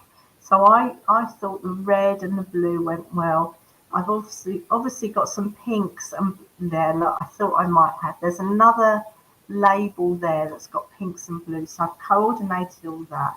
There's some this isn't very old, but it is vintage lace. There's some lace. There's scraps of ribbons, These are all modern ribbons, so it's a real mixture of modern and old. Again, there's some lace from my vintage scraps, some ric-rac. And these ribbons actually came back from when I was in the rag trade. I remember these from being in the rag trade. Some more modern, a bit of old. I think that's old. That could be some lace. Then I've got some nice bright scraps because I like a pop of colour. I've got lots of neutral scraps, some music, some words. Sometimes you can find little words that you can use in your pieces. Again, some more little patches. I've got some freezer paper hexagons because they're always good to embellish things with. Everyone will have a little sewn with love label. There's some more neutral. Oh, look at that. There's a bee in that one. Might have to use that. Now, there will be a little fusible label. Now, Steph didn't realise this was fusible and put it on and then took it off again so she could fuse it on. So there'll be a little fusible label, some little buttons, some charms. They'll all be different. And these are old new stock. So these are old buttons, but are new. So I've coordinated the buttons as well. So this is my pack that I'm going to use, and I've got this piece of fabric. But before I start, I want to show you some other things that I've been working on, because I'm not an embroiderer, but I like to try these things. So there was some stitches that I wanted to learn, so I practice on these things. So I've done this pinwheel stitch, I've done some blanket stitch, some colonial knots, some little crosses, all sorts of things on these. I love this one. Look at that, sewn with love, and I've got the hexagon in the side, and I've just done little star stitches. And this is something, I can't even remember why I had this applique, and I've put it on a bit of fabric and never done anything with it. So I've just embroidered around it and put some colonial knots, and I might add more onto this actually. So there's two ways you can. Oh, I've got more. I forgot I had more. I had it even more. This one is completely bonkers. Lots of bright colours. Use bits of ribbon, bits of lace. Just you can have so much fun. And I wanted to use that. That was an embroidery I did ages ago. This is something I'm working on as well. A bit of lace, a hexagon again. This one I drew out my hexagon shape, so I placed that onto the fabric, drew around it so I knew where I was going to go, and I tacked the wadding onto the back so that when I stitched I could quilt through all the layers.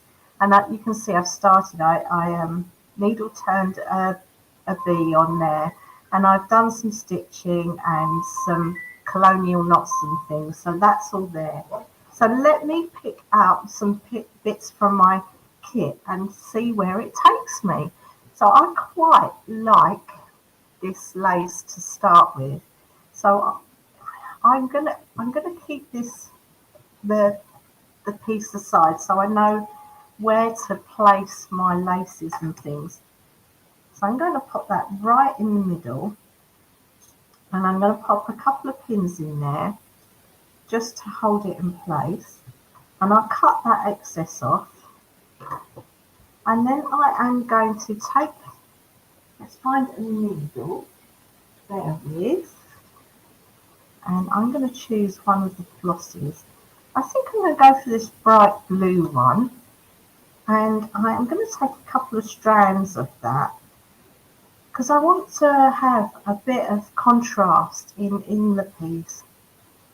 So here we go. I'm going to pop that through my needle. I didn't get this prepared because it's just slow stitching. It's where the mood takes you. And I've got to. Oh, my thread's gone funny. And I'm going to. I've got my thread quite long actually. I should have cut it in half. And all I'm going to do, I'm going to just tack one edge of this lace down, just because I think if I put that down, I can then start building up on that. And I'm just get back in this, just doing a running stitch along that top edge, like so. And you can see that this is just start to build up. I quite like this nice vibrant blue colour as well. And my stitches aren't great, but I'm just having a nice stitchy time. So there we go. I was going to say, are there any questions? But I can see Hayley's a little bit busy at the moment. So if there are any questions, make sure you pop them in and I can try and answer those for you. I'm So just sorting some technical this things is a with, lovely, it's Sunday afternoon. There we And go. I'm Sorry, love- Nicola, I'm not ignoring you. I'm just sorting No, some that's technical fine. things out with Gail on our website. So I will be back with you, perfect. but not I was just for wondering, 5 minutes. pardon? I will be back with you with some questions, but not for another 5 minutes. Laura Okey does doke. say, though, she's Okay. really enjoying this, and she's sewing a bag. It's like a virtual sewing group without leaving the house. Exactly. It's lovely, isn't it, that we're all joined together. Oh, so there we go. I've just tacked that on. I'm not going to secure that because my hexagon is going to be cut out of that. Sorry for the interference there. And then I've got these, look at these are in here. Shall I pop, oh look, there's a handmade, that would be good to go on. So I'm actually going to, I don't mind that there's going to be rough edges. I'm going to cut that handmade out. Oops. And let's see where we can pop that on. And I think I want something underneath that handmade as well. So let's rummage through my pieces of fabric. Shall I pop? What do you think on that? That looks pretty cool. And then if I just pop my hexagon over the, oops. I just, sorry, I knocked the camera there. If I pop that hexagon over there, you can sort of see where things are coming together just by placing bits. And then I think I might like a bit of ribbon under there as well. So I'm going to pop that under there. That looks cool. So I think I'm going to change. I'm going to pop some pins to keep that all in place. And can you see just how playing and seeing where you want to place things just seem to come together. So I've popped some pins through there. You know what? I might just carry on with this. I have got a bright green thread on my floss bobbin there, but I think I'm going to carry on with this bright blue thread. And because it's for here, I am just going to do some more running stitch. And I'm going to use the actual border of the label to stitch all the way through. And I'm going through all layers right to the back. So I'm catching that ribbon, I'm catching the lace, I'm catching everything in that running stitch.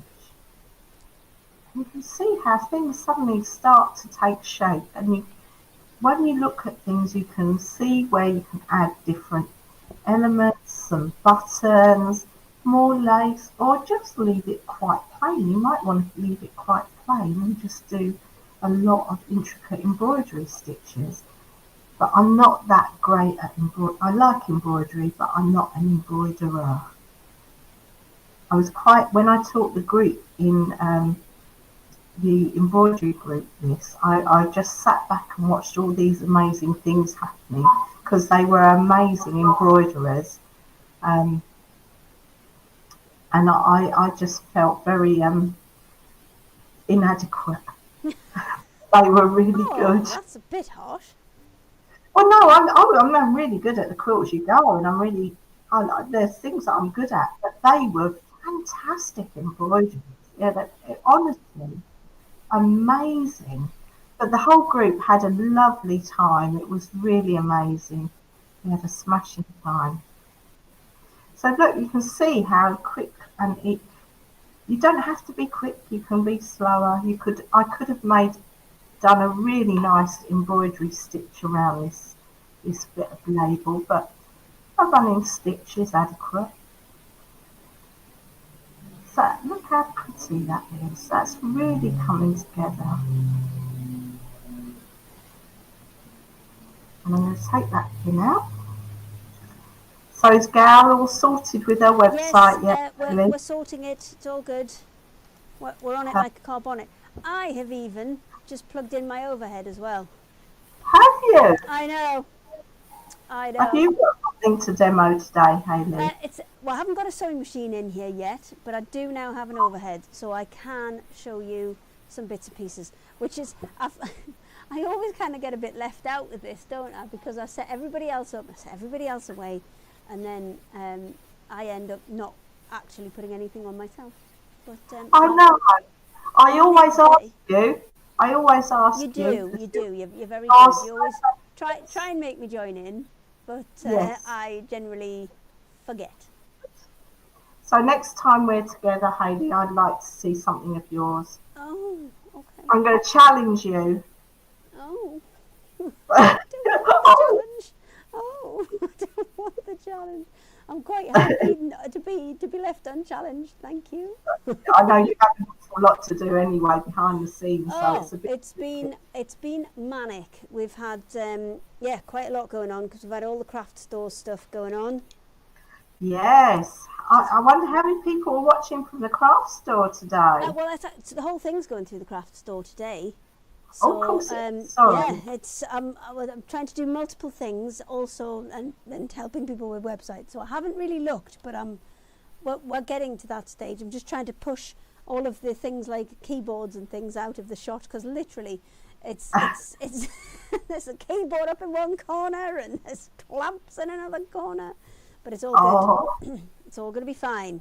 Have I got the right? Oh, I might not have the right roll here. We'll see. We'll see.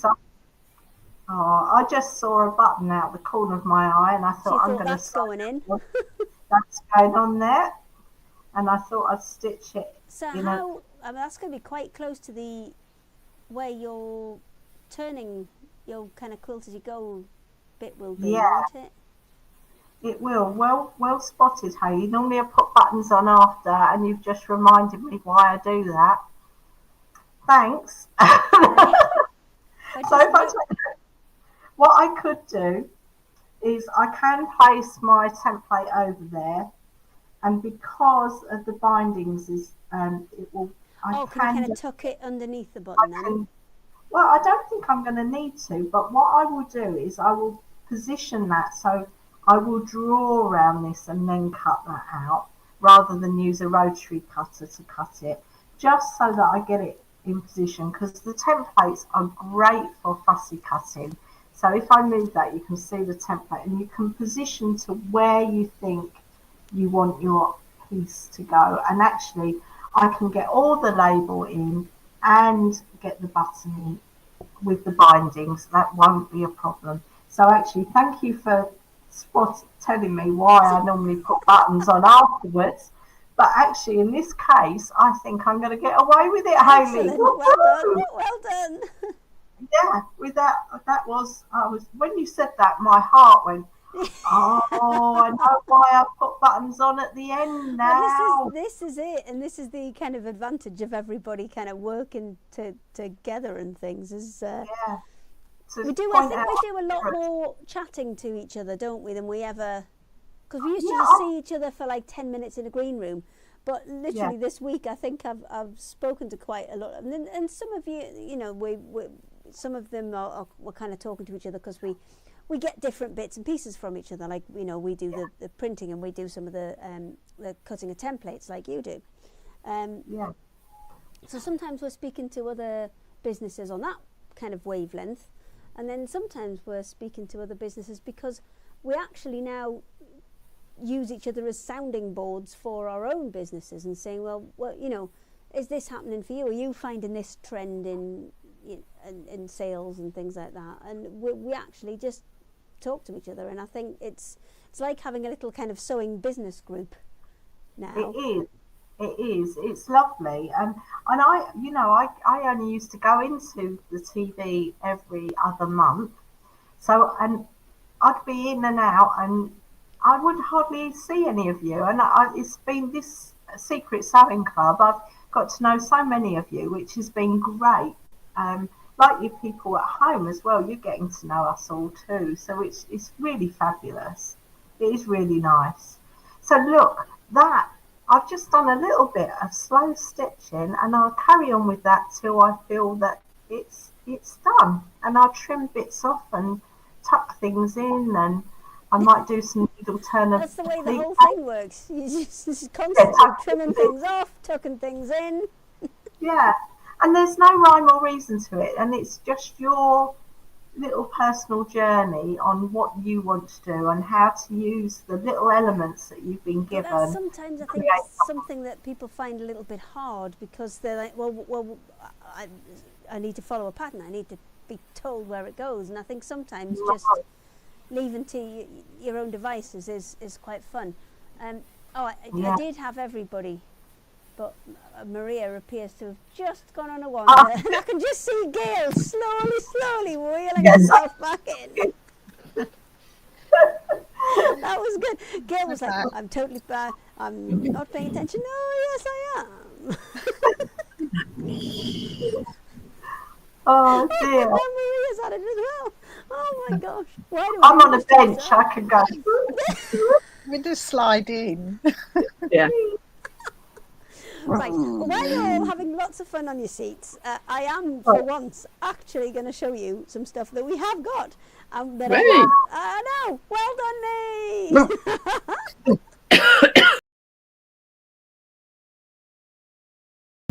Sorry, yes, Gail, you're back in the room. Sorry, can I just say one thing? Can you remind people that you sell the fleece as well? Because you know the cats and dogs that I add on, they need fleece to make those. So can you just mention that with your stuff, please? Yes, I will do, because Emma has put them on our website. Because every time Gail's on, she says, "Can you put the fleece on?" Because it's exactly the same fleece that we have. We order it from the same company as Gail gets it from. Gail has enough to put in the kits, but she doesn't hold like big bolts of it for just other purposes. But we do, so yes, absolutely, that is all on there as well. So if you have already got some of Gail's kits, you want to reuse the patterns, then yes, head over to Craft Yourself Silly, have a look at our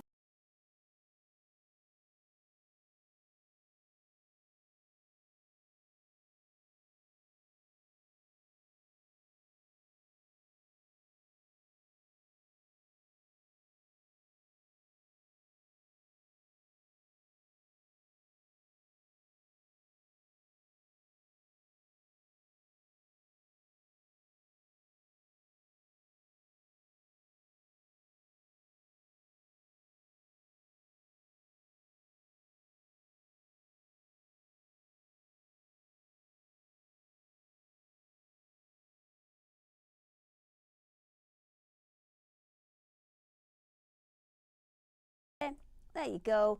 There's all of the fleece that we've got. So just the regular fleece, if that's what you're looking for, that'll be just fleece.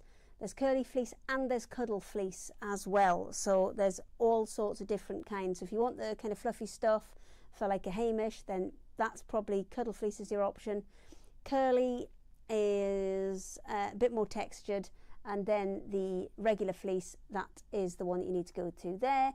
There's loads of colours on there, so I'm sure you'll find something that is perfect for all of Gail's animals. But here are the lap quilts. You've got two different options, and the options are basically spots or no spots. So, pardon? I've got no sound. Oh no! Hang on 1 second. Oh, there you go.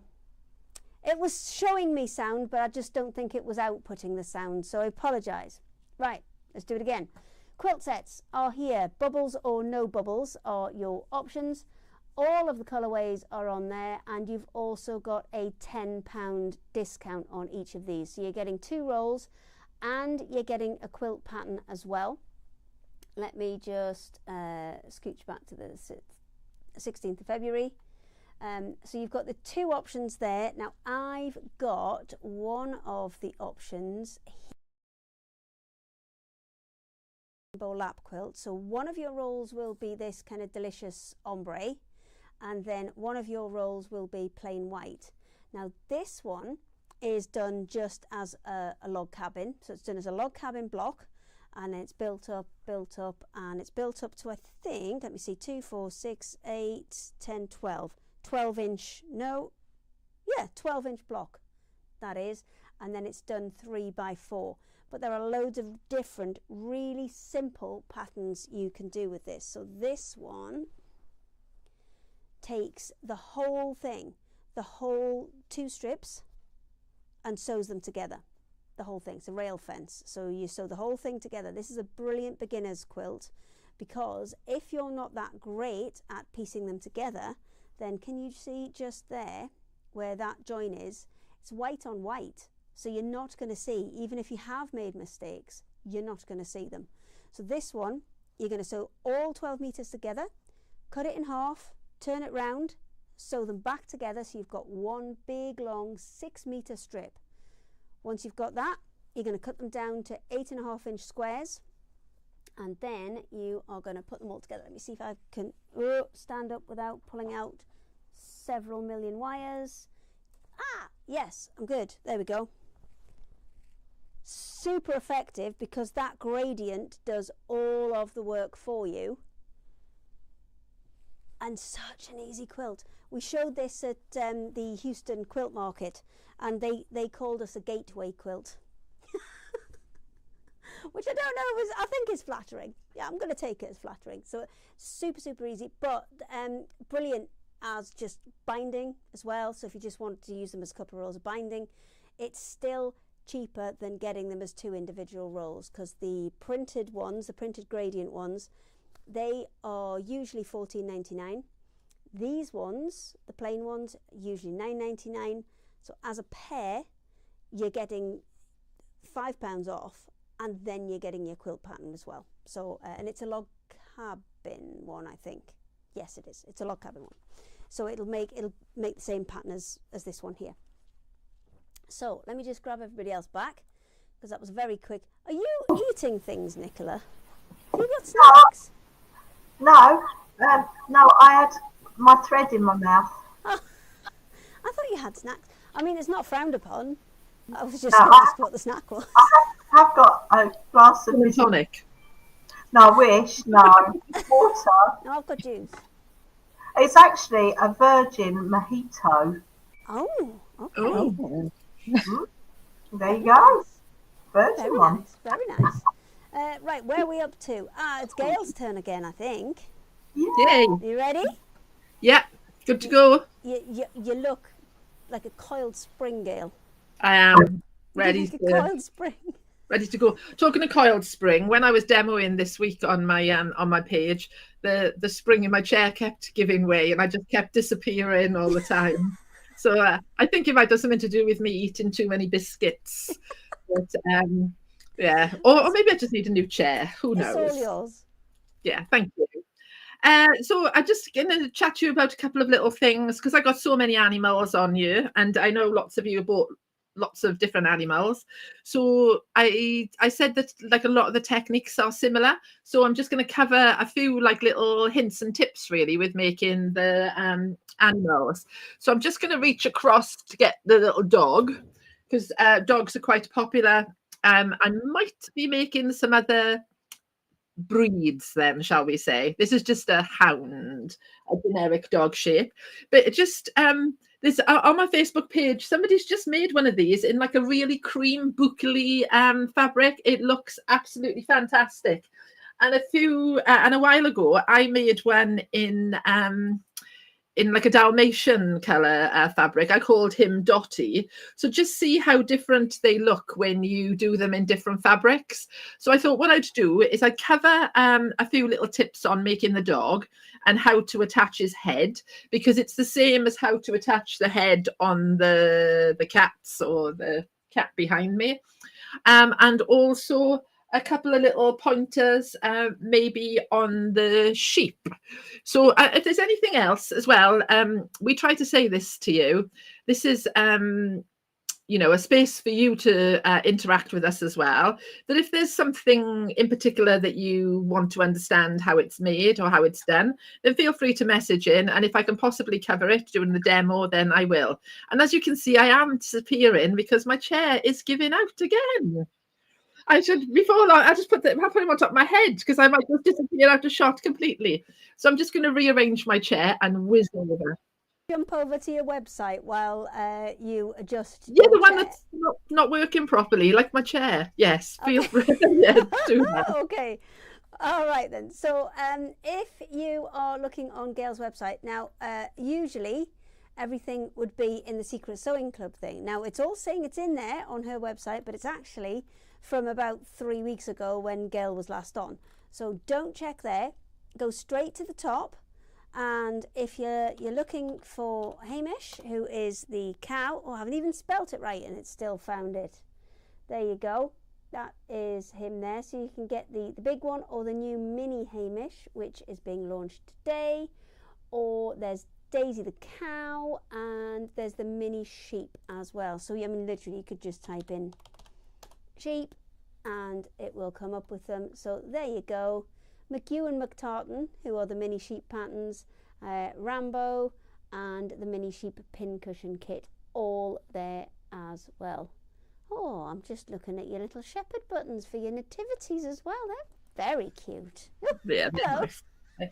Right, oh, so you've just abandoned the chair and just gone overhead all the time now. Yeah, gone overhead, so you can't see me hitting the floor.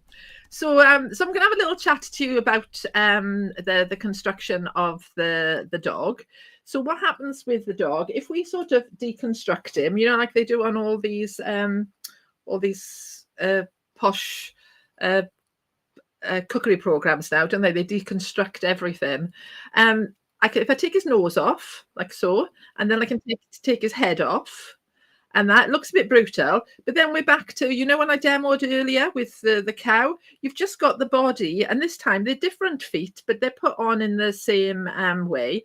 A couple of little pointers with any of the animals. When you're stuffing the feet, okay, don't stuff right up to the end because this part is going to be sewn into the seam. So you want to sort of stuff 2/3 of the way. And then once it's sewn into the seam, when you've only just got the fabric in there, after you've finished it, you can shush them a little bit and then you can move the stuffing back down down a little bit. So I'm going to quickly talk you through his head and then I'm going to show you how I stitched it to his body. So let's have a look at its head. I tell you to cut out the head shape, okay, and then the ears, like I was showing earlier with the horns and that. The ears are pinned to 2 layers of fleece. You're going to sew all the way around. You can see where I've stitched all the way around, leaving the one edge open, and then you're going to trim back the excess fleece. And then once you've done that, you're going to turn it through, and you can see here. Here's one, if I just turn it back out.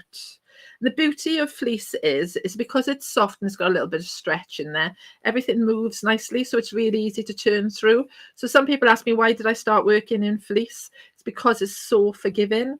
So you're going to make 2 ears, and then you're going to stitch them onto your headpiece.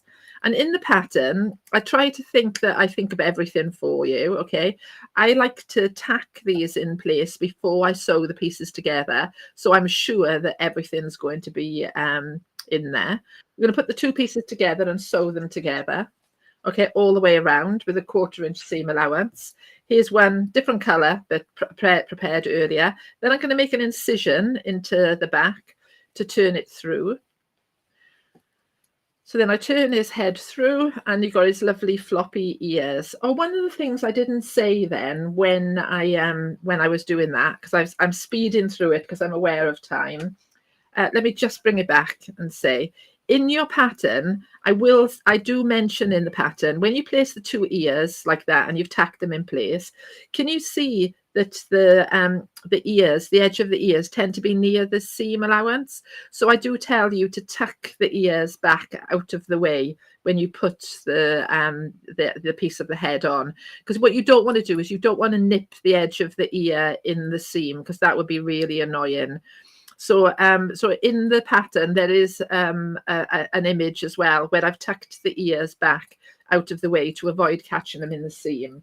So I'd forgotten to mention that then. So what's that mentioned? So then Can it's I turn. just say, Gail, if you Yeah. do that, try not to pin them in the middle, because guaranteed you'll forget and you'll stab yourself.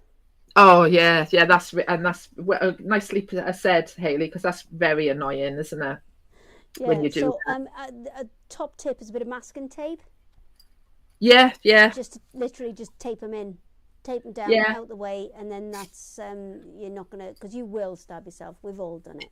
Exactly, and I've taken to using quite a few quilt clips now as well. So I quite like a little clip, because they're less damaging on the hand, aren't they? Yes, and they're quite good with stretchy things as well, especially 'cause sometimes the fleece has got a little bit of stretch to it, so the clip's quite good for that. Exactly. So then I ask you to attach the eyes. I'm not going to demo this today, but lots of you will see me loads of times. I quite like freezer paper to work with felt. But if you look on my website, and you'll see me demoing with freezer paper how easy it is to cut shapes. So then we're going to sew the two eyes on. I've just used a basic zigzag stitch to hold them in place. I often put a little dab of glue. You can use a Pritt stick or one of the fancy glue pens just to hold it. And when you sew these in place, you are actually sewing through all the layers, so you can see where I've sewn it on the back.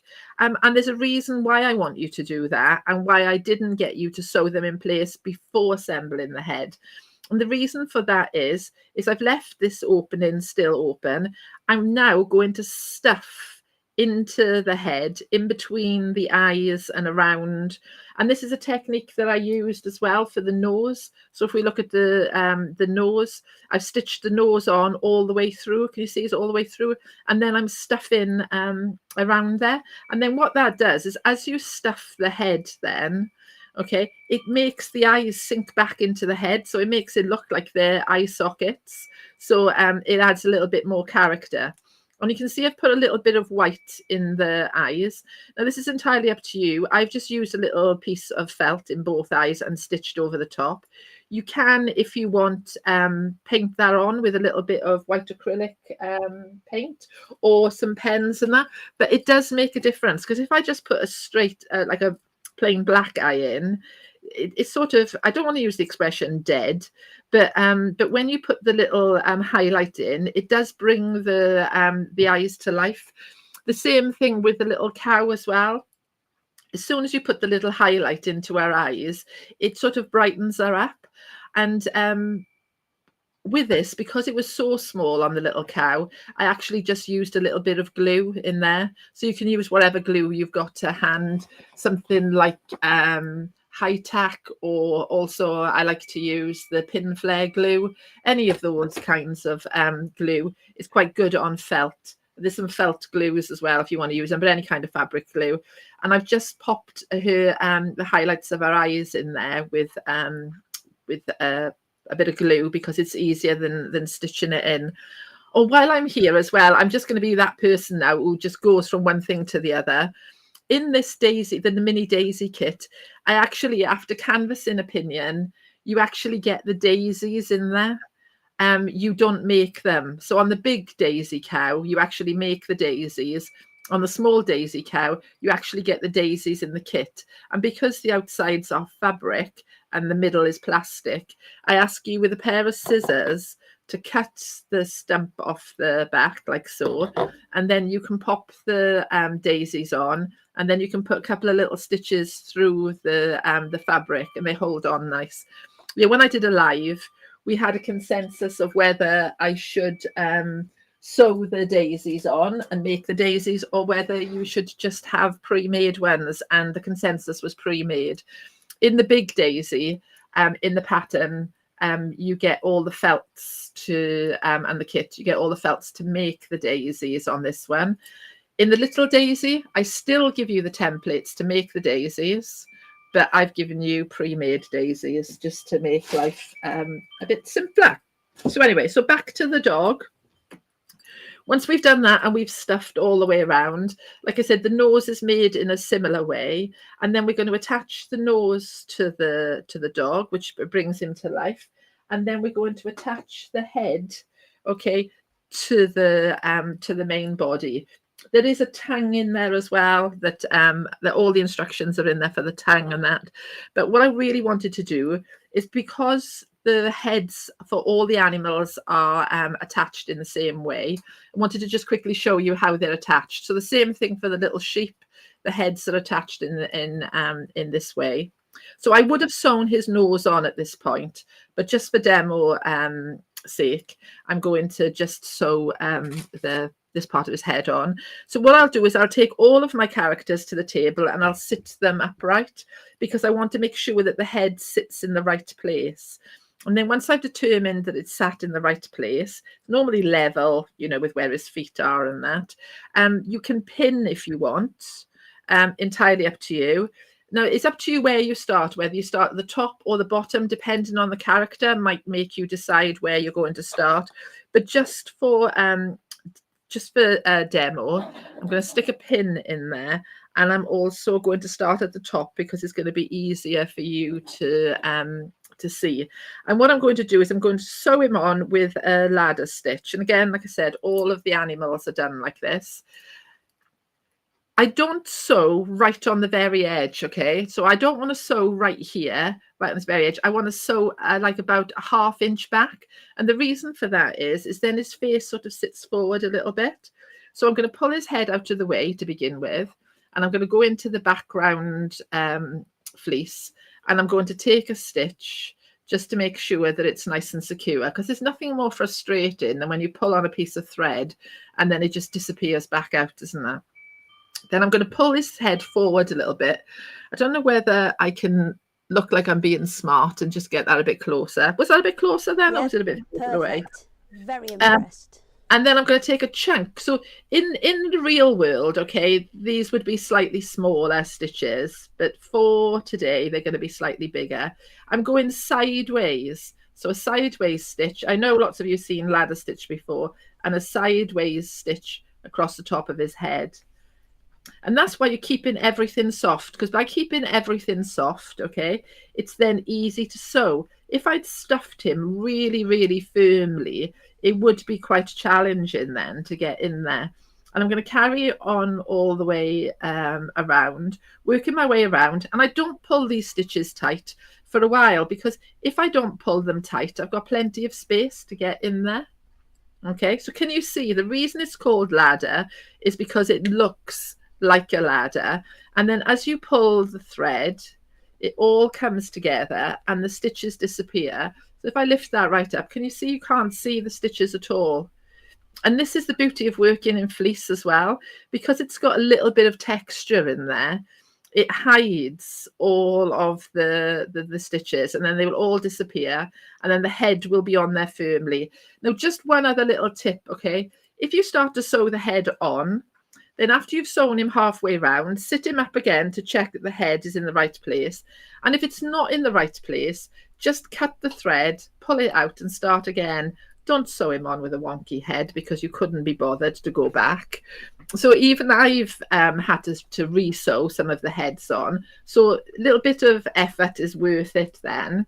So if I just bring in one of the little sheep that we've got a kit for as well. Something else I thought I'd share with you, a quick little demo on how I got the face on there, and also how you get the nice curly horns, because we've got little sheep, or we've got the pattern for his big brother Rambo and that, and I think the horns are quite nice. So I'm going to give you a quick little demo on the horns and a quick little demo on the face. Are we doing for time, Hayley? Is that okay? Yeah, you're all right. Well, we can. Oh no, we can't run over anymore, can we? Because we're on the craft store. Yeah, we've got time for a quick horn demo. I've got Laura Harris on saying her granddaughter loved the Henry Hound when she had him for Christmas. Oh, that's nice. I think it's quite nice because people like personalize them and do them in different colors according to the animals that See, they've I got know and you the pets said don't and that. put the head on wonky, but I would quite like to put it on so we had little expression. Little jaunty angle and Yeah. that. Well, some dogs as well and cats and that, they do tend to look like one way at you, don't they? Do you think you have to? It has to be like you either commit to a jaunty angle or you commit to straight, and if it's like somewhere in between, it just looks wonky. yeah, I think if you go jaunty, it's got to be a proper wonk. If it's slightly offset, it looks like you've sewn it on badly. Okay, So fair enough. so yes, so if you're gonna go for it in style. Go full wonk. Got it. Yeah. So Thanks. depending on which size ram that you're making will depend on the size of the horn. And again, you pop it onto your fabric, okay, and then you stitch around there, leaving the bottom end open, and then you turn it through. And you can see here, I've turned the horn through, and then I've added some stuff in to the horn. And then to give it that nice curved look, what I've done, so I'm going to speed through this, is I've taken a needle and thread and I've used two strands of thread because I don't want it to snap. And I've started at this end and I've stitched all the way up to the point and then across the point and then right the way back down. And as you can see from this, they're big running stitches, so they don't have to be really neat. And then what I do is I get hold of my thread, wind it round your finger nicely, and then start to pull. And as you pull, it'll gather and you can see it starts to curl. And it's as simple as that to get the horn to curl and curve round. And then what you're going to do is you're going to tie off the thread nicely. So depending on how tight you pull, depends on how tight the curve of the horn is going to be. And then you're going to sew it onto the head of your ram. So this was not the one that fits on there. It's just a little bit larger for demo sake, but it's as simple as that. So you start off with a straight horn like so, and then you're just gathering and then for some of my gnomes as well, my Easter gnomes and that's how their hats have got jaunty angles. Talking of jaunty angles, so I quite often use the technique of just stitching down one side, and then it gives you that nice curve. And then finally for the face, I am going to get this in quickly. I will say for that technique though, strong thread. Don't try it with cheap thread because you'll be on a hiding to nothing. Oh yeah, and then you get a little bit angry if you're like me when it snaps. And then with the faces as well, a little tip for if you're doing faces, if you trace faces onto greaseproof paper, so wherever your face is and whatever, trace it onto greaseproof paper. And this can be for all manner of things, for dolls and different bits and pieces. Then you can put your greaseproof paper onto your fabric. It will help you with placement of eyes and things. You can see here, it's a piece of greaseproof paper, and you can see I've used it to place the eyes and that, so I can make sure that I've got them symmetrical and that. And then you can sew through it. So if you're struggling to do things like a mouth or a nose or whatever, I actually sew through the paper with a light thread first. And then after I've done that, I did have a little sample somewhere. Oh, here we go. A little sample. Here's one I did earlier. So I stitched through that with the paper on there, sewn through there just with a standard stitch, ripped the paper off, and now you can see my fleece is marked beautifully. And then that allows me to either go back in and hand stitch or to do a satin stitch on top. And then that's what gives me their lovely little nose and mouth and makes it super easy. So for loads and loads of things that you make, you can use greaseproof paper technique. I'm sure Nicola and whatever does it. I use it for quilt patterns and lots of stuff. If you ever need to draw onto fabric and you can't because it's too dark to trace on, or you've got no carbon pens or whatever the reason is, then draw on greaseproof paper and then sew through the paper and just tear the paper off. Okay, super duper. Look at the mess I've made.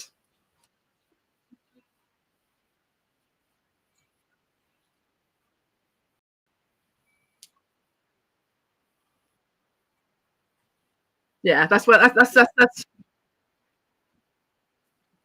That's what I do. I think I abandon it all, and then I walk into my shed and a day or two later and go, oh, I wish I'd tidied that up. Because there's no fairies, are there? There's no sewing fairies that come in and tidy up after you.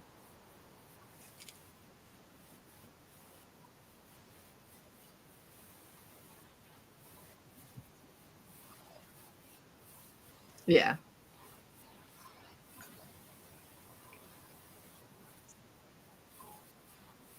Yeah.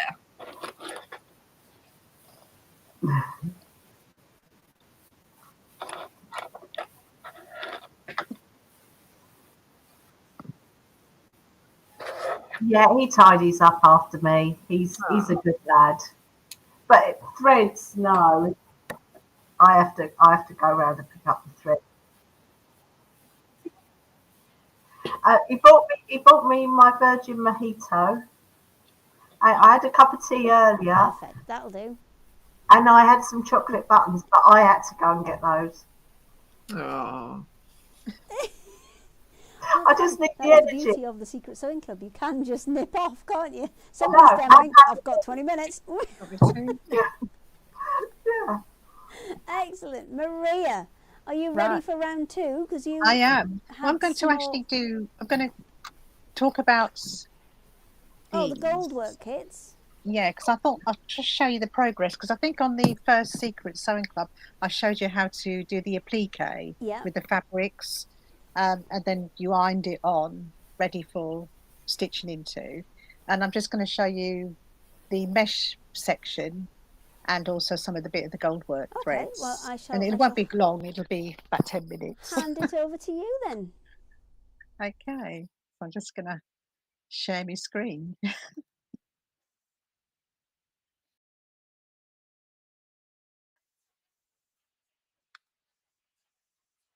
Yeah,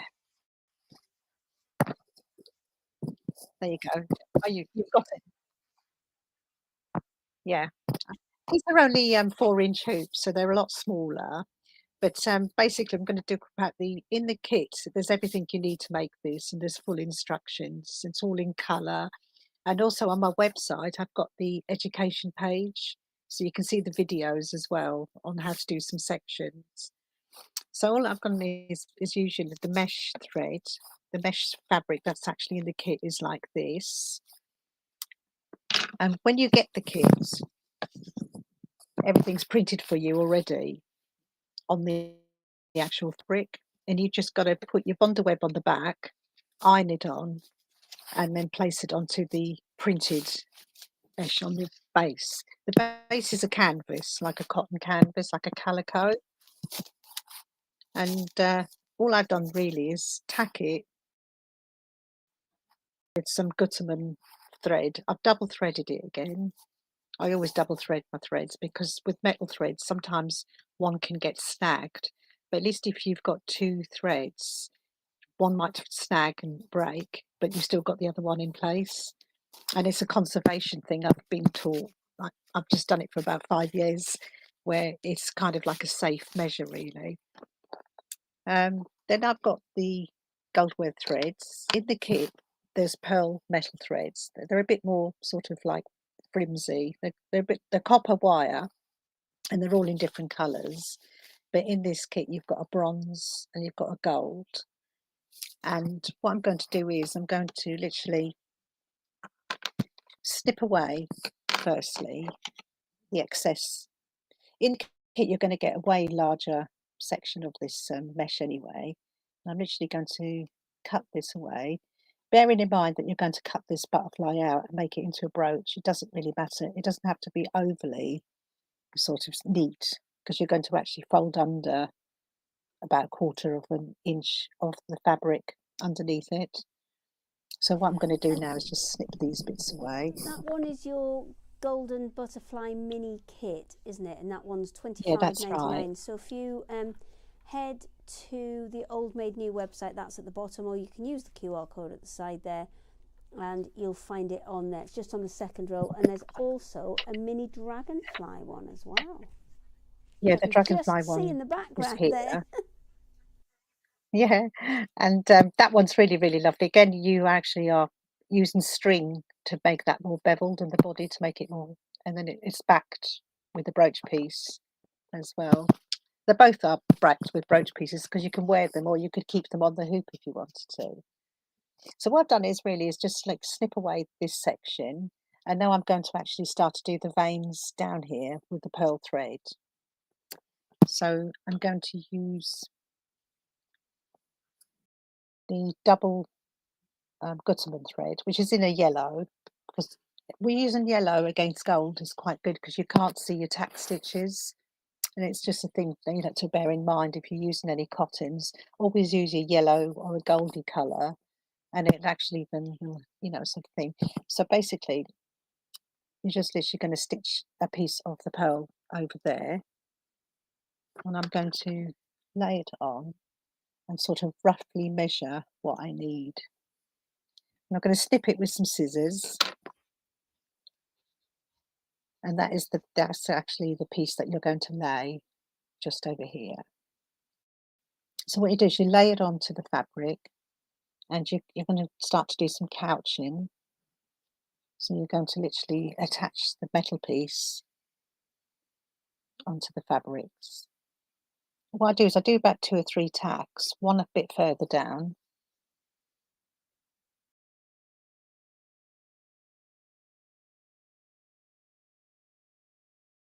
and then lay it on there, just sort of, and then do it about every 10 millimeters along. And then what I do is then go back up again and sort of go into the middle. So it'll be like 5 millimeters apart. And it's nice because this thread is quite sort of like, you can manipulate it, you can bend it into shape, you can bend it where you need it. And also it gives it a nice little kink. It looks like it looks like a kind of a boogle bead. They are hollow as well, so I'm going to start to do some chipping with it as well.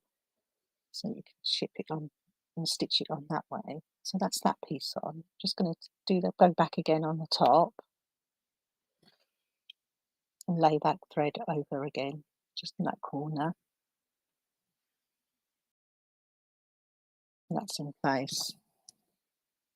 So you're ready for the next one, which comes over about here.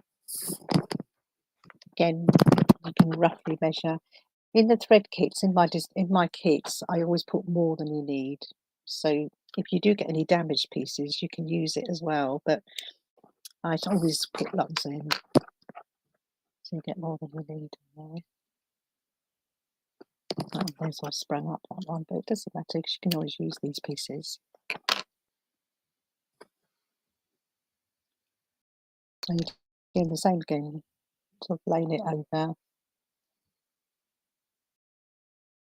I don't know if you've ever seen any of the designer haute couture fashion industries. They actually use this thread a lot, especially in wedding dresses and lots of special occasion evening wear. And I was watching a video the other day where they do tambour beading, and it's a similar sort of technique where they use a hook that goes in and out by punching it through the fabric. That looks like good fun, but I would be I think I'm a bit scared of it. Yeah, I'm going to try and have a go of it. I think it's one of my things to learn this year. It almost looks a bit like the kind of needle punch technique where you're just kind of pushing it through and it's leaving a loop. My fear with that would be that I pulled one bit and then it all just all came out. All the beads fall on the floor and you're having to pick it all up. Yeah, that would be my fear on that one. I think if I was doing something like that, I would have to put something on the back just to make sure that, because it looks lovely and quick, doesn't it? Yeah, I was just thinking that the other day. I was thinking that'd be a lot quicker than me having to hand stitch. But then again, I think hand stitching is more secure. Yes. The back bit is actually like being on a sewing machine where it's just looped. Yes. So if it catches, it could all come apart. I think you have to glue the back apparently or something. Yeah, I think I would, just to be on the safe side. But it does look lovely and quick. It does look nice. Yeah. But yeah, so basically you can see how quick this is. It's not just going to take a long time, put it that way. And I'm still got the same amount of thread, that I'm sort of using on my needle there. So just manipulate it where you want it. And I've only done half this butterfly so far, but obviously you're going to do the other half, to match it.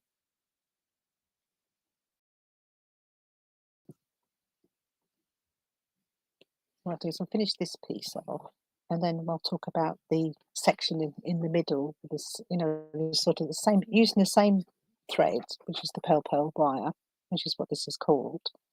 I'm going to chip it, make it into little beads, and stitch it on. So again, that bit there, I'm not going to waste. I'm going to literally chip this on. So what you can do is in the middle, there's going to be little rows of this same pearl wire, and you can actually thread this on your needle because it's all hollow inside.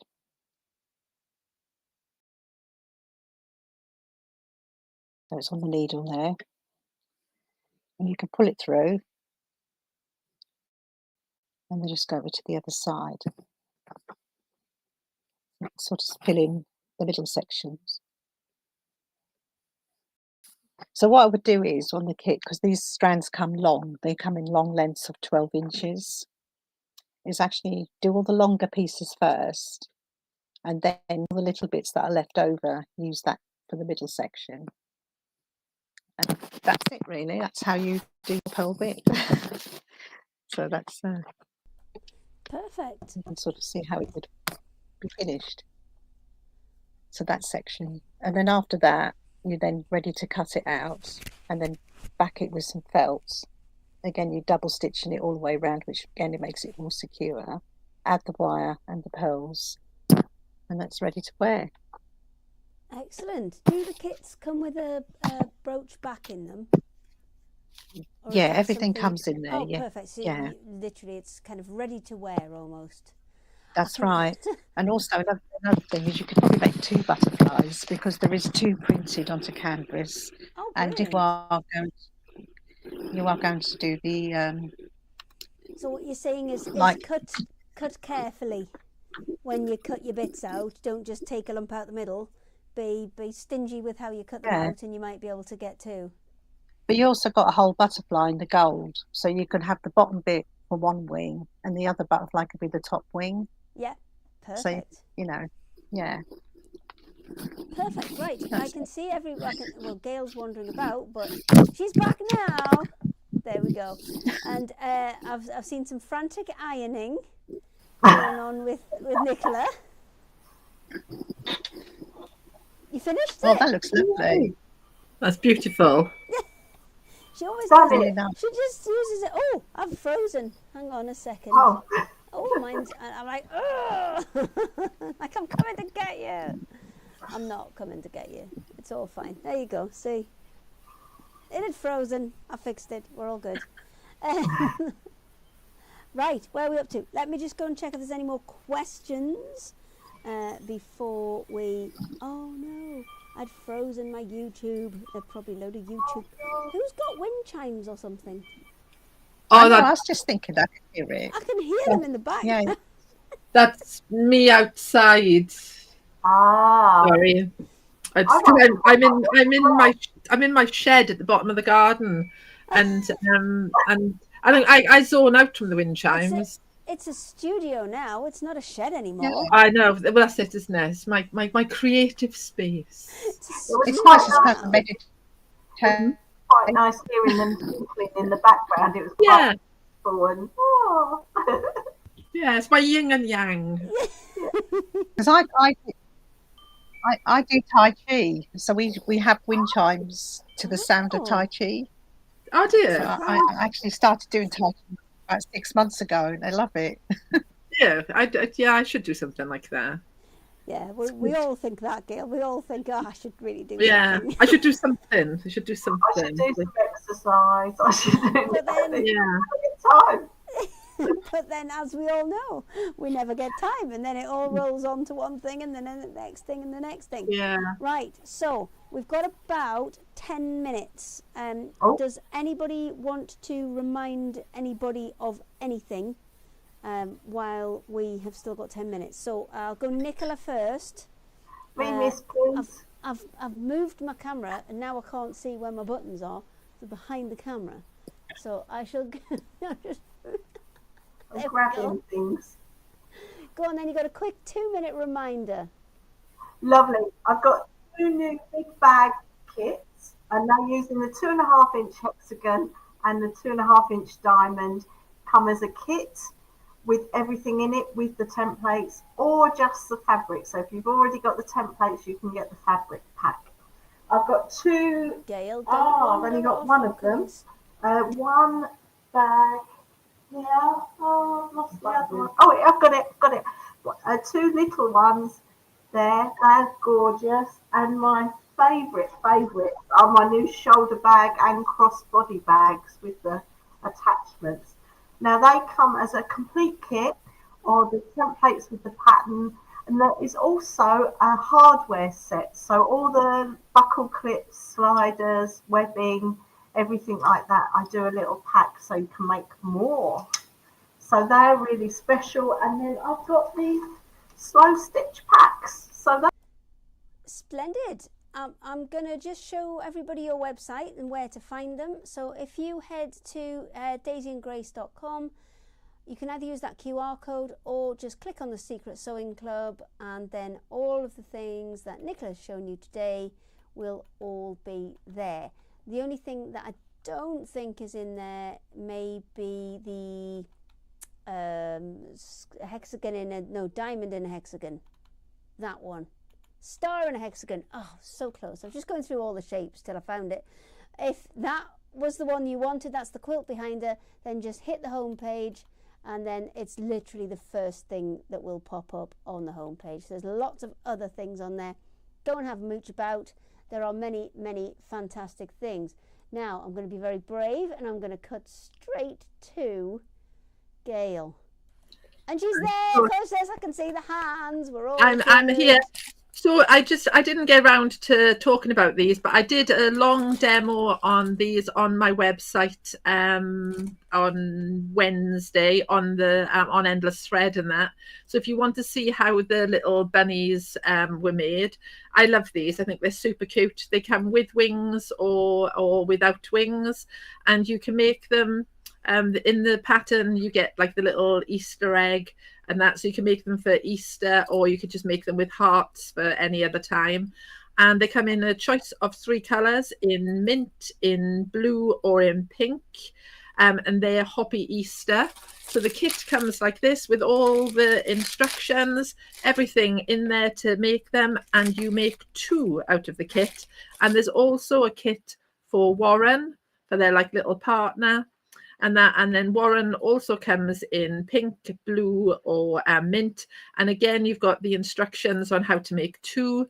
And like I said, I got a full demo in there, right from making his little trousers, attaching his little bunny tail, making his legs, doing the ears, how I placed the eyes, how I made his little nose. A really lengthy demo that I did last Wednesday. So it's not difficult to find. And again, everything in the kit, all the buttons, everything bar the stuffing, even the hanging loop. So there's Warren, or there's Hoppy Easter, and there's still loads of lovely little Eastery bits and pieces on my on my website. I will go and find your website. So thank you. The things that Gail demonstrated today for some reason aren't in the Secret Sewing Club category. So if you go to categories and then you scooch down the bottom, whoops, do it better than that though. There you go. You'll see Secret Sewing Club, and then all of the items are in there. There's Warren. I like Warren. He looks really smart with his little short. It's either is it pajamas or is it like a suit? Okay. well, anything goes these days. Anything goes. So yeah, you've got Warren and you've got the Hoppy Easter Bunny pattern. So you've got both options there. And can you get those as just a pattern, or is it the kit? Just a pattern as well, and there's a digital download as well if you want that. So Perfect, yeah, perfect. lots of options. Sorry about the website. It works from my end. My mum has just messaged me and said it looks exactly the same as Hayley's from her end. So I don't know, a little gremlin. Maybe go just press some buttons. Just keep pressing buttons till something happens. Yeah. I end up pressing things aggressively in the end. It doesn't work, but it makes me feel better. You did a very good impression of that grey rabbit that's in the top kind of corner of your screen there, like this. It was brilliant. Yeah. I loved it. Okay, Maria, I'm coming straight to you. There you go. So can you give us a quick reminder of any bits that you want to let people know about? Oh, wait! I didn't turn your mic back on. Or you didn't turn your mic. I don't think I turned anybody's off. Oh, it was me. Very sorry. Please remind people of all the lovely bits that you've had on today. Well, on the website, there's a Secret Sewing Club page. And then it's SSC10. So you'll get a 10% discount on all the products that are on that page. 10%. And I didn't say before about this, the lace kits that were actually buttons. There's also 3 quilt pins, so you can actually make it mini brooches as well. So there's other things that can be made. We've lost your mic a little bit there, but you've come back. Oh, right, okay. You're all right, you've come back. Yeah, you got it now. Yes. I don't know what it is, but it seems to be going green and it goes white.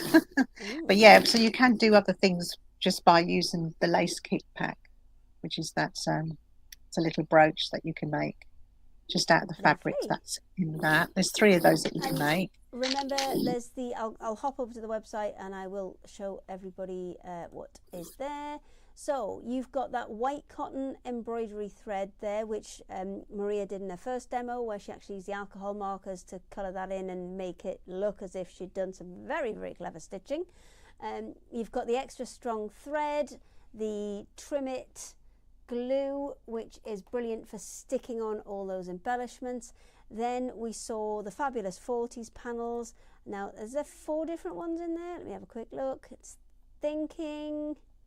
There we go. 1, 2, 3, and 4. So you've got your fabulous 40s panels. Then you've got your dragonfly and golden butterfly kits, and of course the vintage fabric and the vintage lace packs as well. So lots and lots of good things on there. That's over on oldmaidnew.com. Okay, so I've got questions as well, but they're questions for me, so I shall deal with those when we're all together. Let me just switch it back, because we're going to finish on time. There have been a couple of questions for me, which I have been trying to answer people as we've been doing other things. But one is Laura Harris. She loves our super stiff batting. Will we make it fusible? We already have got fusible super stiff batting, but we're pretty low on stocks at the minute, so I'm just waiting to get booked in for some more to be made. So yes, potentially. Well, yes, we already have it. Let's say contact the office and we'll see what we've got left, and we'll see what you can. Oh, apparently Gail's slowly disappearing again. I think it's because I'm quite high up as well, and it's just making it look. If I come down a bit, will that make it better? Yeah, I don't know. And also, somebody was asking me about ruler grips. We had them on Sewing Street. We're back on Sewing Street. This Friday. So yes, they'll be on there, and they'll be on our Facebook Live on Tuesday. While this descends into anarchy. Can I do a shout out, Hayley? Of course you can. We've never. Can I do a shout out to the girls on White Gecko? They're on the craft store tomorrow. So it will be really lovely because they'll be in the no. studio. So it'll all be like super posh. See, And they're also demoing, Sarah's demoing for EQS. So there'll be loads of lovely Liberty fabric. But Sarah's there as White Gecko. And yeah, I just think it's great. So if we support her and watch her, then maybe one day the rest of us will be there as well. the other thing is, I mean, the craft store is kind of West Switzerland. Everybody is welcome. So if anybody has been watching it and maybe you've got a business and you want to come join in, then absolutely drop a message to one of us, and yes, somebody will get back to you with some more information on it. And yeah, come and join in. We are getting there. It's just well, it's all new, so we've all been a bit nervous this week, and I've been. There was one point where with Matthews, because on Monday and Tuesday, I've got 2 minutes, we'll be fine. Monday and Tuesday, everything was being done from the studio, so I was like, this is easy. And then on Wednesday to today, it's all on me. So I had Matthew Palmer's was my first one I had to do on Wednesday, and was trying to be clever, was trying to set it up through the big fast computer which is in the house with the best Wi-Fi, and then just go to work and remote into this computer and just press the button to set it away. That didn't go quite to plan when I didn't take the sleep settings off the computer. So about 20 minutes before he was due to go on air, I was like, oh no, it's not working. Jump in the car, drove home, got back in, pressed the button from here, took the sleep settings off, and then thought, oh, should I risk it? Should I drive back to work? And I did. And then the rest of the week, fine, seamless. Just wow. You know, technology's working. It's all good. But yes, we are going to have more and more people coming on the craft store. So do join us. We will go now because we've got to finish on time. We've got to learn to finish on time. But we will go now. So next week it's going to be a shorter one. I did forget to tell you this. Next week it's going to be slightly shorter because Stitches is on, which is the kind of big trade show for all the softcraft people. So most of the usual guests are there. But we have got two, and then I'm going to come back and join in as well. So next week, slightly shorter one, probably just the 2 hours rather than the 3. So thank you very much, lovely ladies, and we will see you again really, really soon.